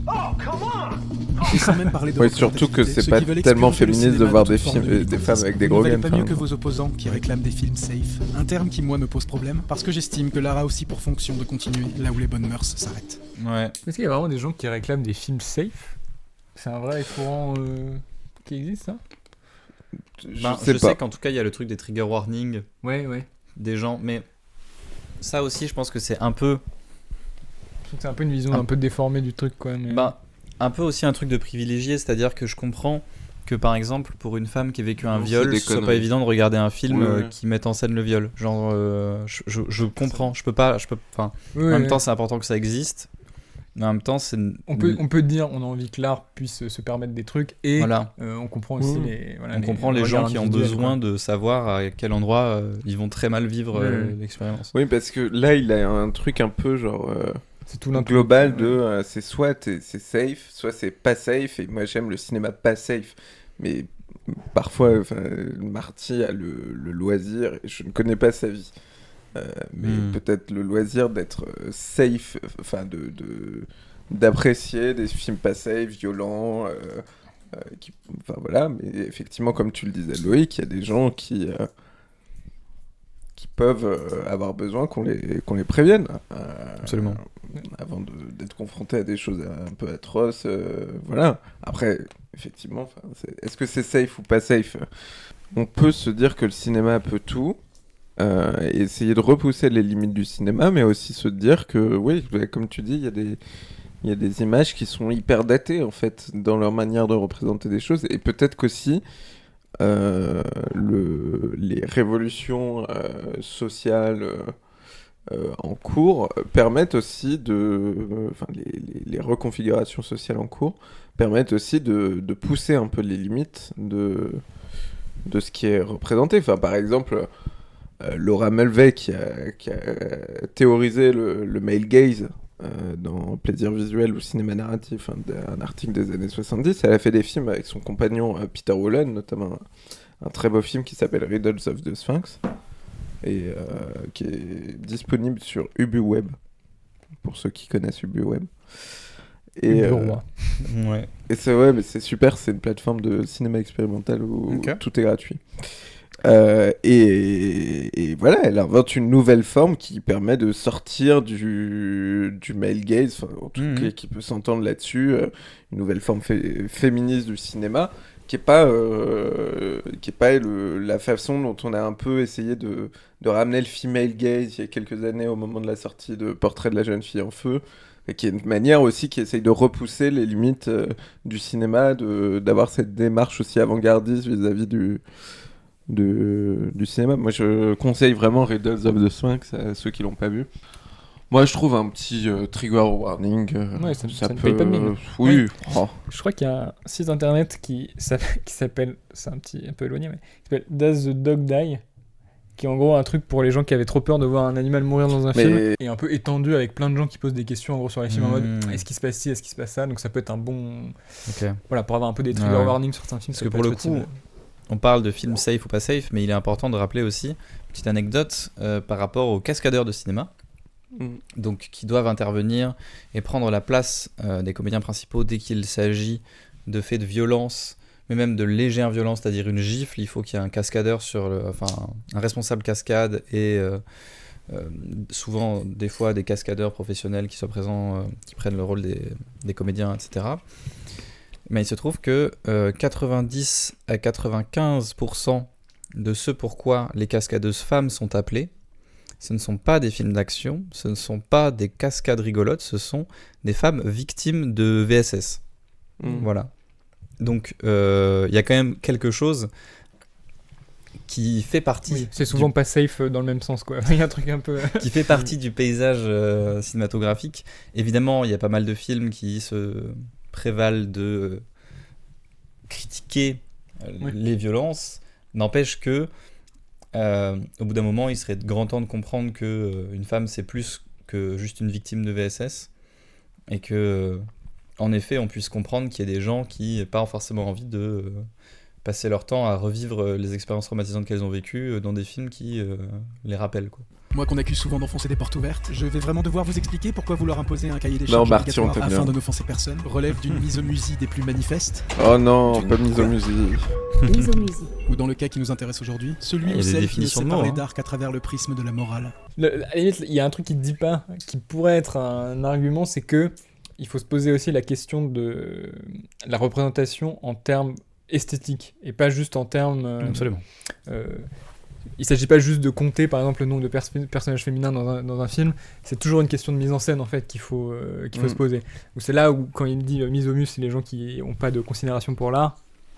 Effectivement, disons, il ne faut pas que nos envies de représentation différentes se transforment en une sorte de tableur Excel à calquer sur les films, mais je pense que personne fait ça, quoi. Tous les essais féministes sur le cinéma et le male gaze, etc., c'est toujours des questions esthétiques qui sont mobilisées. Voilà qui dépasse largement le clivage gauche-droite et qui va peut-être enfin nous permettre de clore le sujet du wokisme, parce que les gens qui ont fait de l'indignation le clivage gauche-droite et qui nous saoulent à longueur de journée avec leur sermon moralisateur d'activistes à la petite semaine, il y en a à gauche comme à droite. Rassurez-vous. Attendez, j'ai un moment pour vous, parce que du coup vous savez qu'on a un peu pu échanger avec Marty. Oui. Et Marty pourtant est en visage caché depuis le début. Oui. Et on a en avant-première une photographie de Marty à vous dévoiler, Voilà. qui dépasse donc le clivage Mélenchon-Le Pen. C'est... attendez. Voilà une photo de la séance de Marty. En Ah, avant-première. c'est pas- Ah oui, si c'est... Voilà, donc... France en entier, hein, bien sûr. Comme si une œuvre d'art avait pour Hashtag les fonction de extrêmes, nous hein, bien éduquer, sûr. nous orienter, nous rassurer, nous conforter. Avec la ferme injonction. Est-ce que l'art peut avoir fonction à éduquer ? Je pense que oui.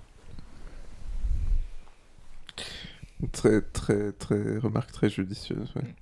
Là, je pense qu'il Ouais, il ouais. le formule un peu par antithèse avec une forme de complexité, mais c'est Ouais, pas bien. En fait, En même temps, C'est pas en ces même valeurs-là temps, qui s'opposent. L'art permet d'éduquer un regard.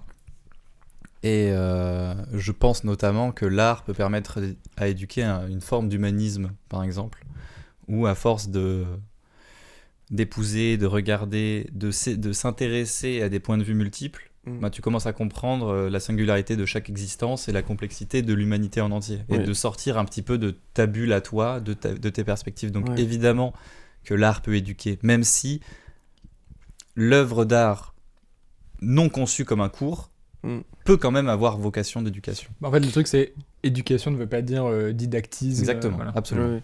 Et c'est un peu ce que dit une philosophe américaine qui s'appelle Martha Nussbaum et qui dit, qui parle de la littérature et qui dit que l'expérience littéraire, qui est en fait de donner à avoir une subjectivité, une psychologie au prisme du texte sur le temps long, permet de partager une conception éthique. Et dans une société aussi divisée que la nôtre, il est primordial de surligner en gras ces prises de position politique, pour montrer à nos petits copains qu'on est digne d'appartenir à leur clan.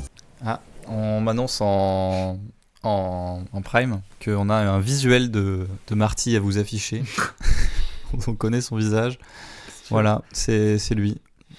Voilà, attention. Allez, j'arrête avec ça. Attends, t'as pas un autre...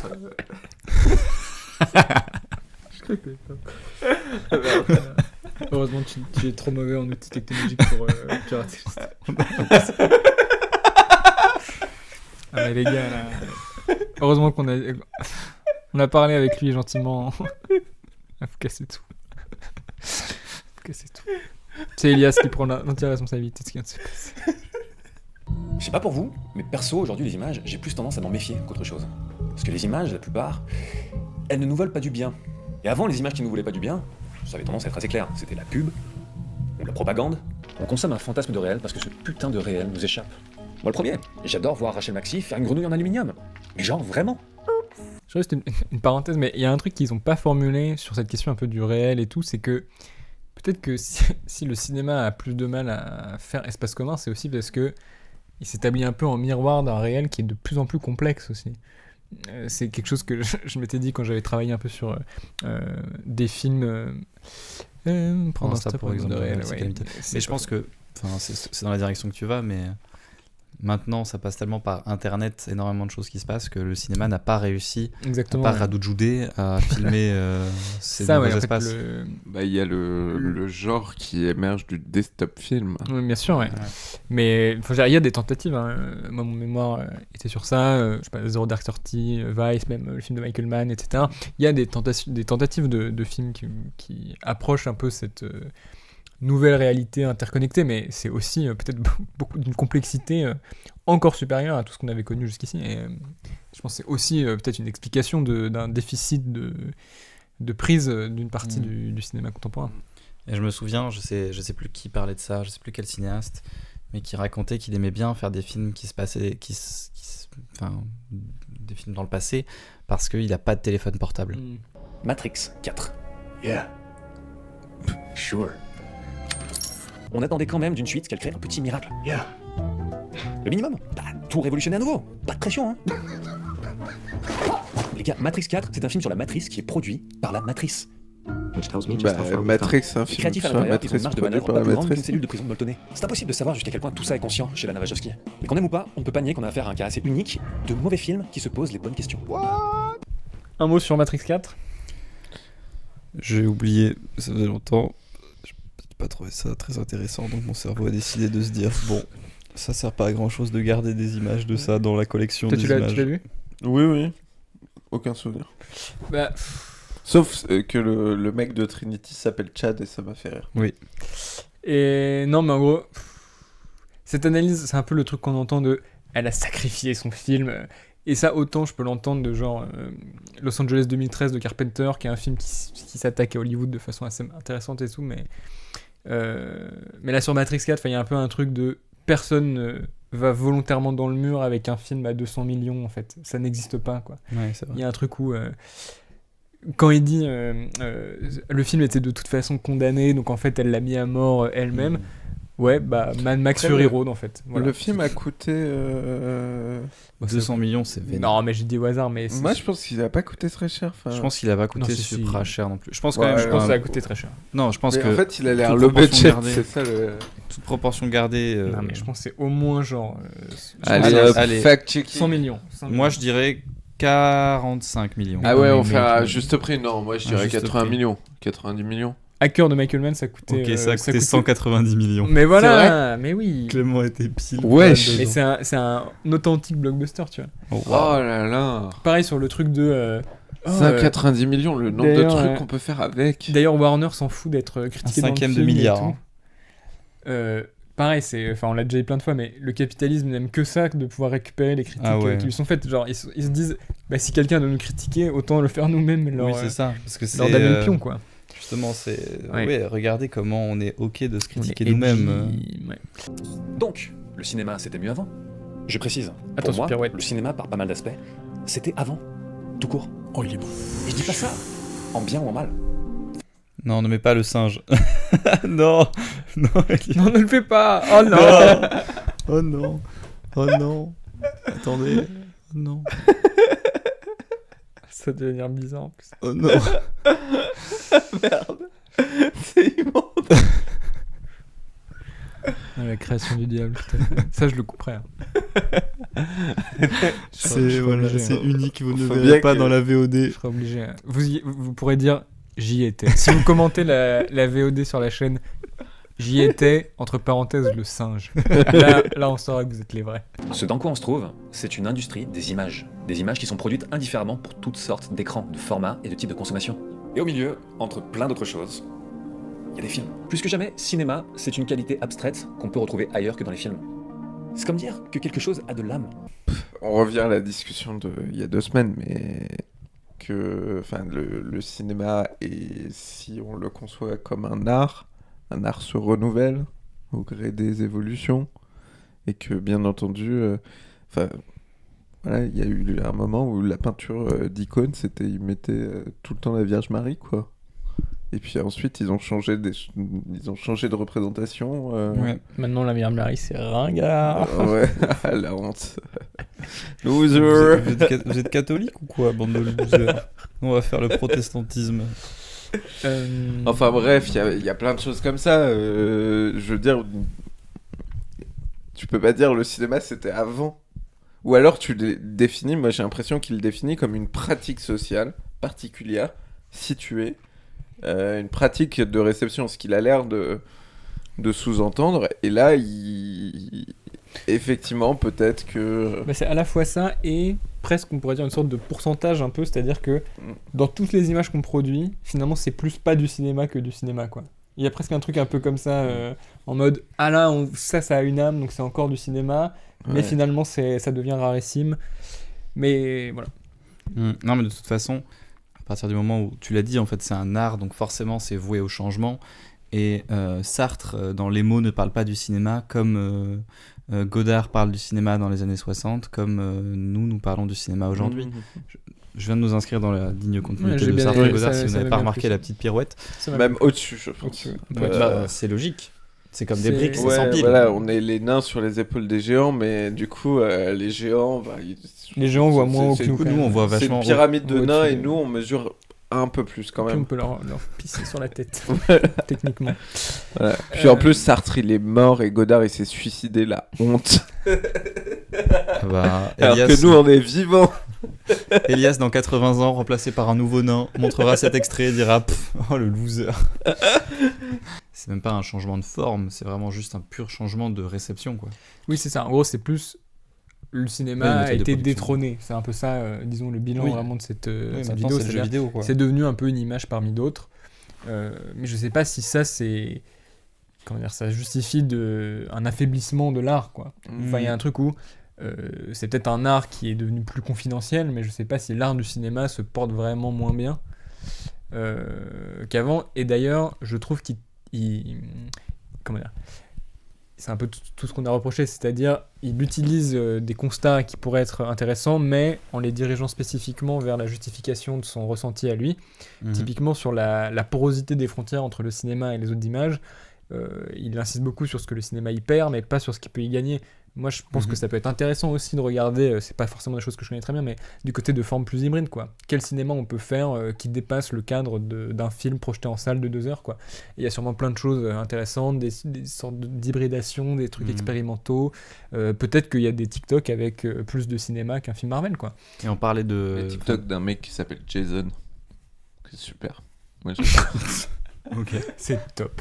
Il y a même différents formats. Enfin, je sais pas du tout ce qui va devenir de la VR, mais même de là, il y a aussi une autre question de l'hybridation du cinéma qu'on peut se poser. C'est-à-dire que c'est de l'image capturée, mais où il n'y a plus de regard posé sur l'image. C'est maintenant au spectateur de se balader.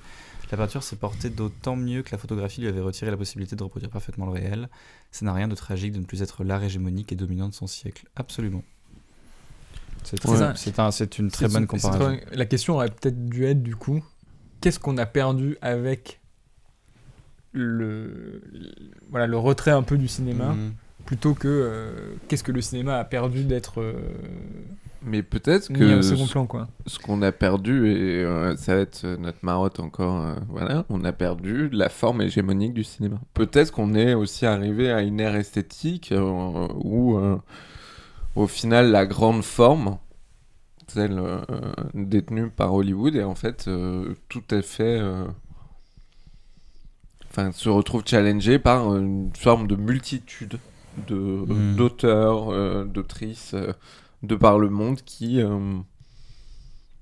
assument une vision un peu non hégémonique.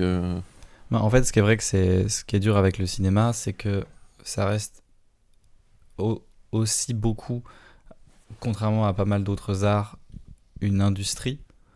Et faire un film, ça coûte pas le même nombre de dollars que de faire une photo ou de faire une peinture, quoi.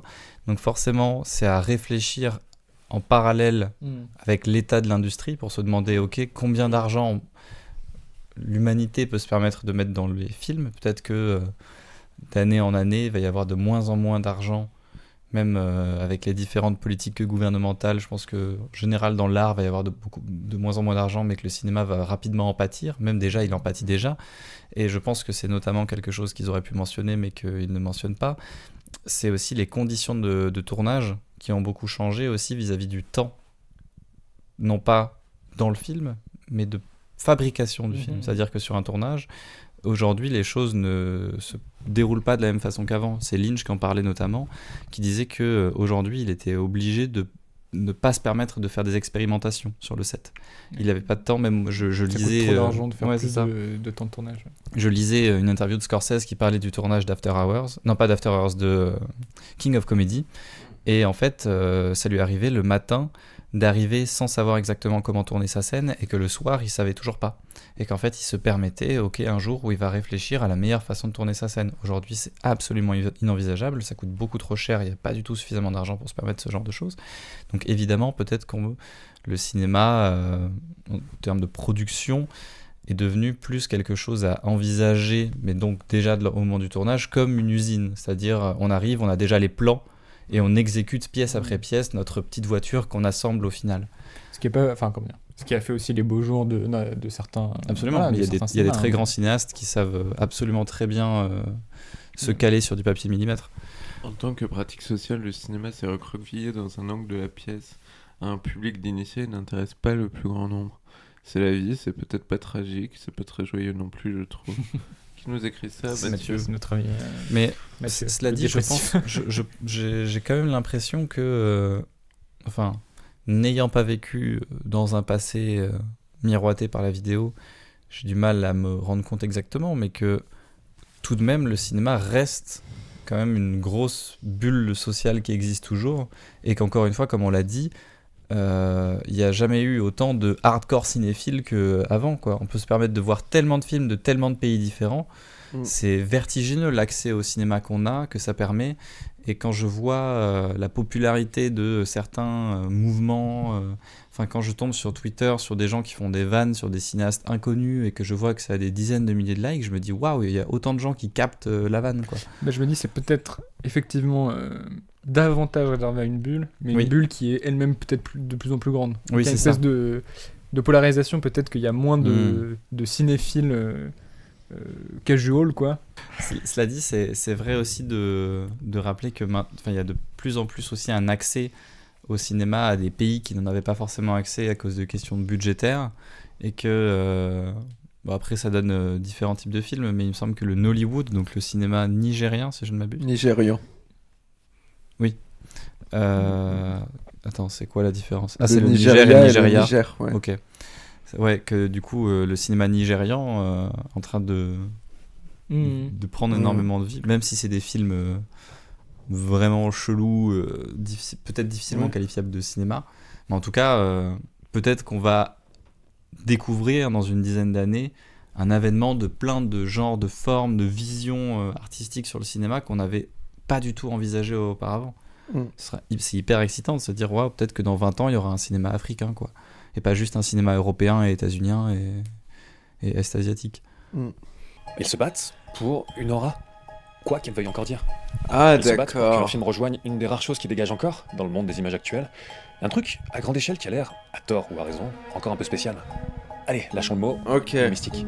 Ok, donc je vois ce qu'il veut dire. Et il a mentionné le terme aura en référence donc au fameux texte de Walter Benjamin, l'œuvre d'art à l'heure de la reproductibilité technique, où du coup Benjamin parle de l'avènement de nouvelles formes d'art. C'est un truc du début du XXe siècle, nouvelles formes d'art, donc photographie, cinéma, etc. Comme la disparition de l'aura qui était conférée aux œuvres d'art. Oui, parce que quand tu vas voir une peinture dans un musée, tu sais que c'est cette peinture-là, elle est unique, tu l'as devant toi, c'est la Joconde. Alors que tu vas au cinéma voir un film, tu sais que dans tous les autres cinémas du monde, c'est la même pellicule qui est projetée. Exactement. Et beaucoup de personnes, en fait, ont eu tendance à dire que la salle de cinéma, le spectacle de cinéma, l'Argentique par exemple, conférait au cinéma cette sorte d'aura qui en fait déviait de la stratégie du choc produite par la reproductibilité. Et du coup, voilà, je vois de ce qu'il veut dire, et du coup, qu'il y aurait à nouveau une disparition de l'aura au cinéma.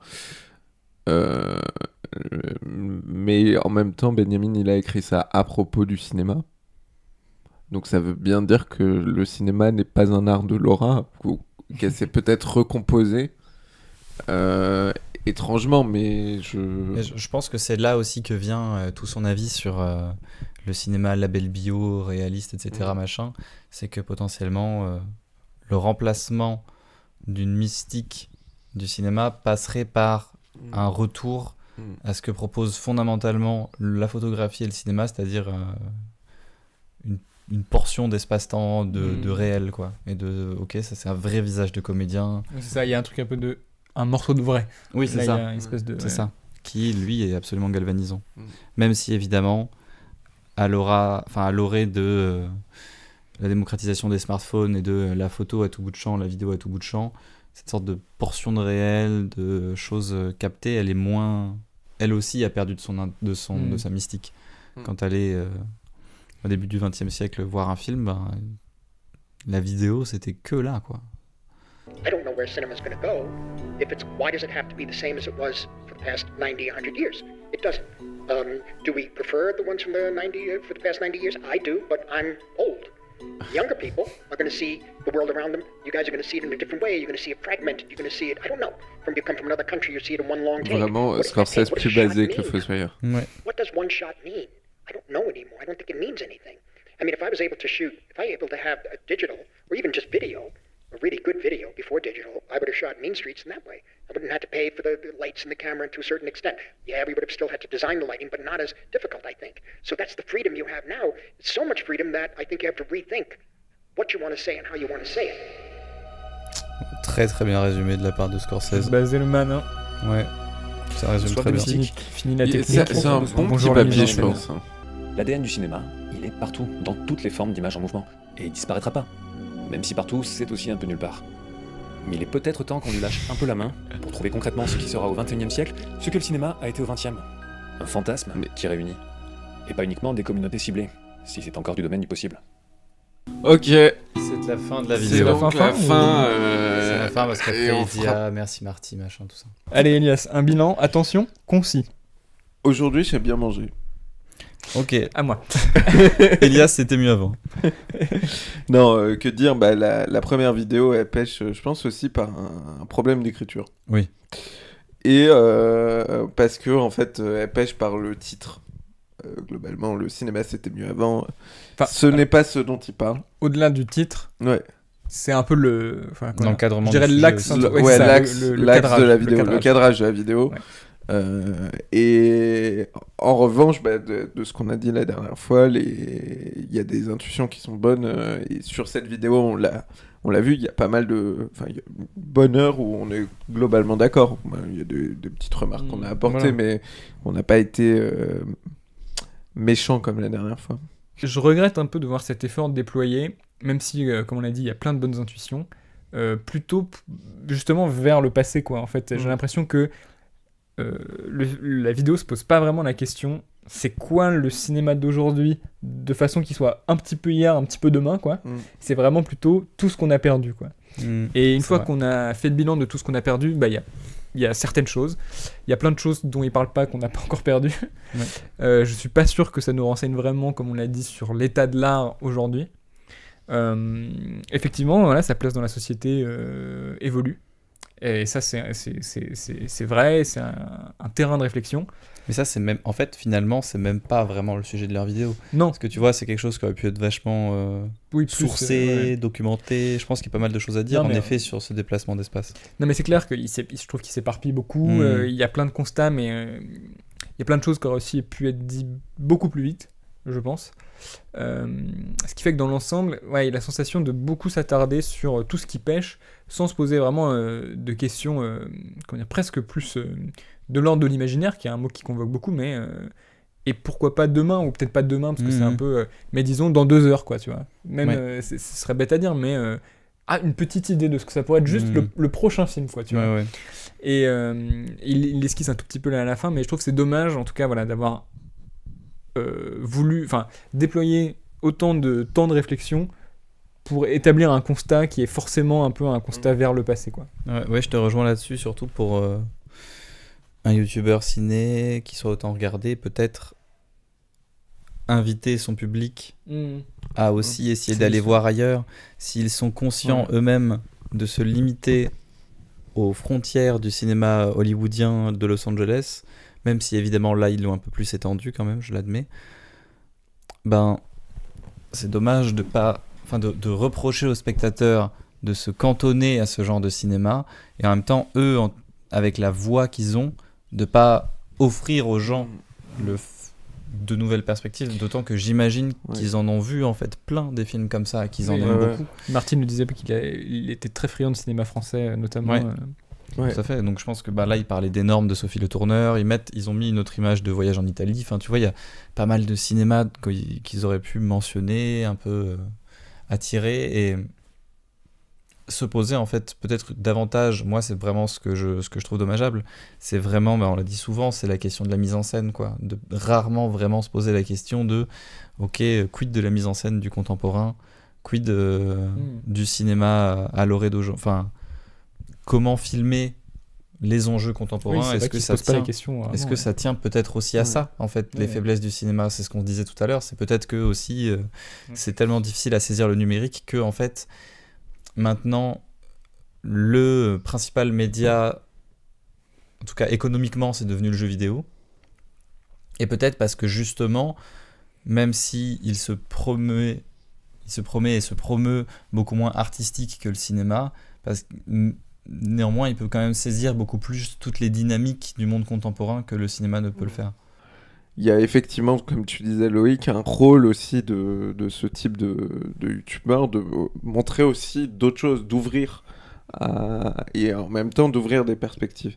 Et puis en fait le problème, je pense que c'est que on a aussi une différence, je pense, structurelle de point de vue avec le Fossoyeur. C'est ce que je disais la dernière fois sur le rapport entre classique et moderne. Lui, il a une vision classique, tu vois. Parler de l'aura à la fin, de se revendiquer d'une aura, alors que justement la logique moderne, c'est justement d'essayer de comprendre comment la façon dont le monde se structure et d'adapter les œuvres d'art à ça, ou en tout cas d'essayer de percevoir ce réel qui est nécessairement compliqué. Et oui, je pense qu'il a globalement notre opposition complète avec le Fossoyeur, c'est que je pense qu'on n'est pas d'accord sur là où va l'art, en fait. Mais c'est vrai qu'il y a un côté un peu terrain conquis, je trouve, dans cette vidéo. C'est-à-dire, on a tous fait un peu ces constats. Ouais. Et je trouve que c'est dommage qu'il aille pas plus loin, ou effectivement qu'il propose pas des routes alternatives. On s'est pas mal, pour un peu sortir du carcan de la vidéo, on s'est pas mal posé des questions pendant ces streams. En fait, on s'est servi de ces reacts pour aussi aborder certains sujets un peu connexes, certaines idées, certaines questions de cinéma. Et on se demandait, peut-être que vous, en tant que viewer, ça pourrait vous intéresser, mais peut-être de formaliser un peu plus des moments de cet ordre-là, de partir d'une question, d'une problématique, ou en tout cas d'ouvrir un peu sujet. plus des espaces un peu plus questions ouvertes. Ouais, voilà, c'est ça. Et est-ce que ça vous intéresserait, vous, en tant que viewer? Peut-être pas là, peut-être que vous réagirez dans la VOD sur YouTube ou quoi. Peut-être que vous êtes tous en train de dormir et il y a avec nous qui parlons seuls comme des cons, là. Mais voilà, est-ce que ça vous intéresserait potentiellement de nous écouter parler de sujets de cinéma, et avec vous évidemment présent pour apporter des contradictions, des remarques, des questions, peut-être même pour choisir les sujets. Ça pourrait être chouette aussi de se dire c'est vrai, ouais, j'ai pensé à ça l'autre jour, à faire un truc un peu participatif sur tout à fait, carrément, voilà. C'est oui. Et ben on compte sur vous pour les prochains streams alors. Et ben super. La semaine prochaine c'est Dahomey et les graines du figuier sauvage. Tout à fait. Ah oui, ok. Et oui. C'est le retour de Mathieu. C'est le retour de C'est le retour des quiz. Et oui. Exceptionnel. Je suis fan de... C'est un de mes préférés que j'ai fait. C'est vrai. Celui de la semaine prochaine. Un quiz qui va avoir du chien. Un quiz qui va avoir du chien, ouais, c'est ça. Merci Elias d'être revenu parler pendant des heures et des heures. Merci. Je reviendrai pas de sitôt, là. Ils m'ont épuisé, lessivé. Elias, on peut te lire toujours chez Débordement. Exactement, lisez-moi. J'ai publié cette semaine un texte sur la prisonnière de Bordeaux. Voilà, merci à vous tous d'avoir été là. Et bisous les jeunes.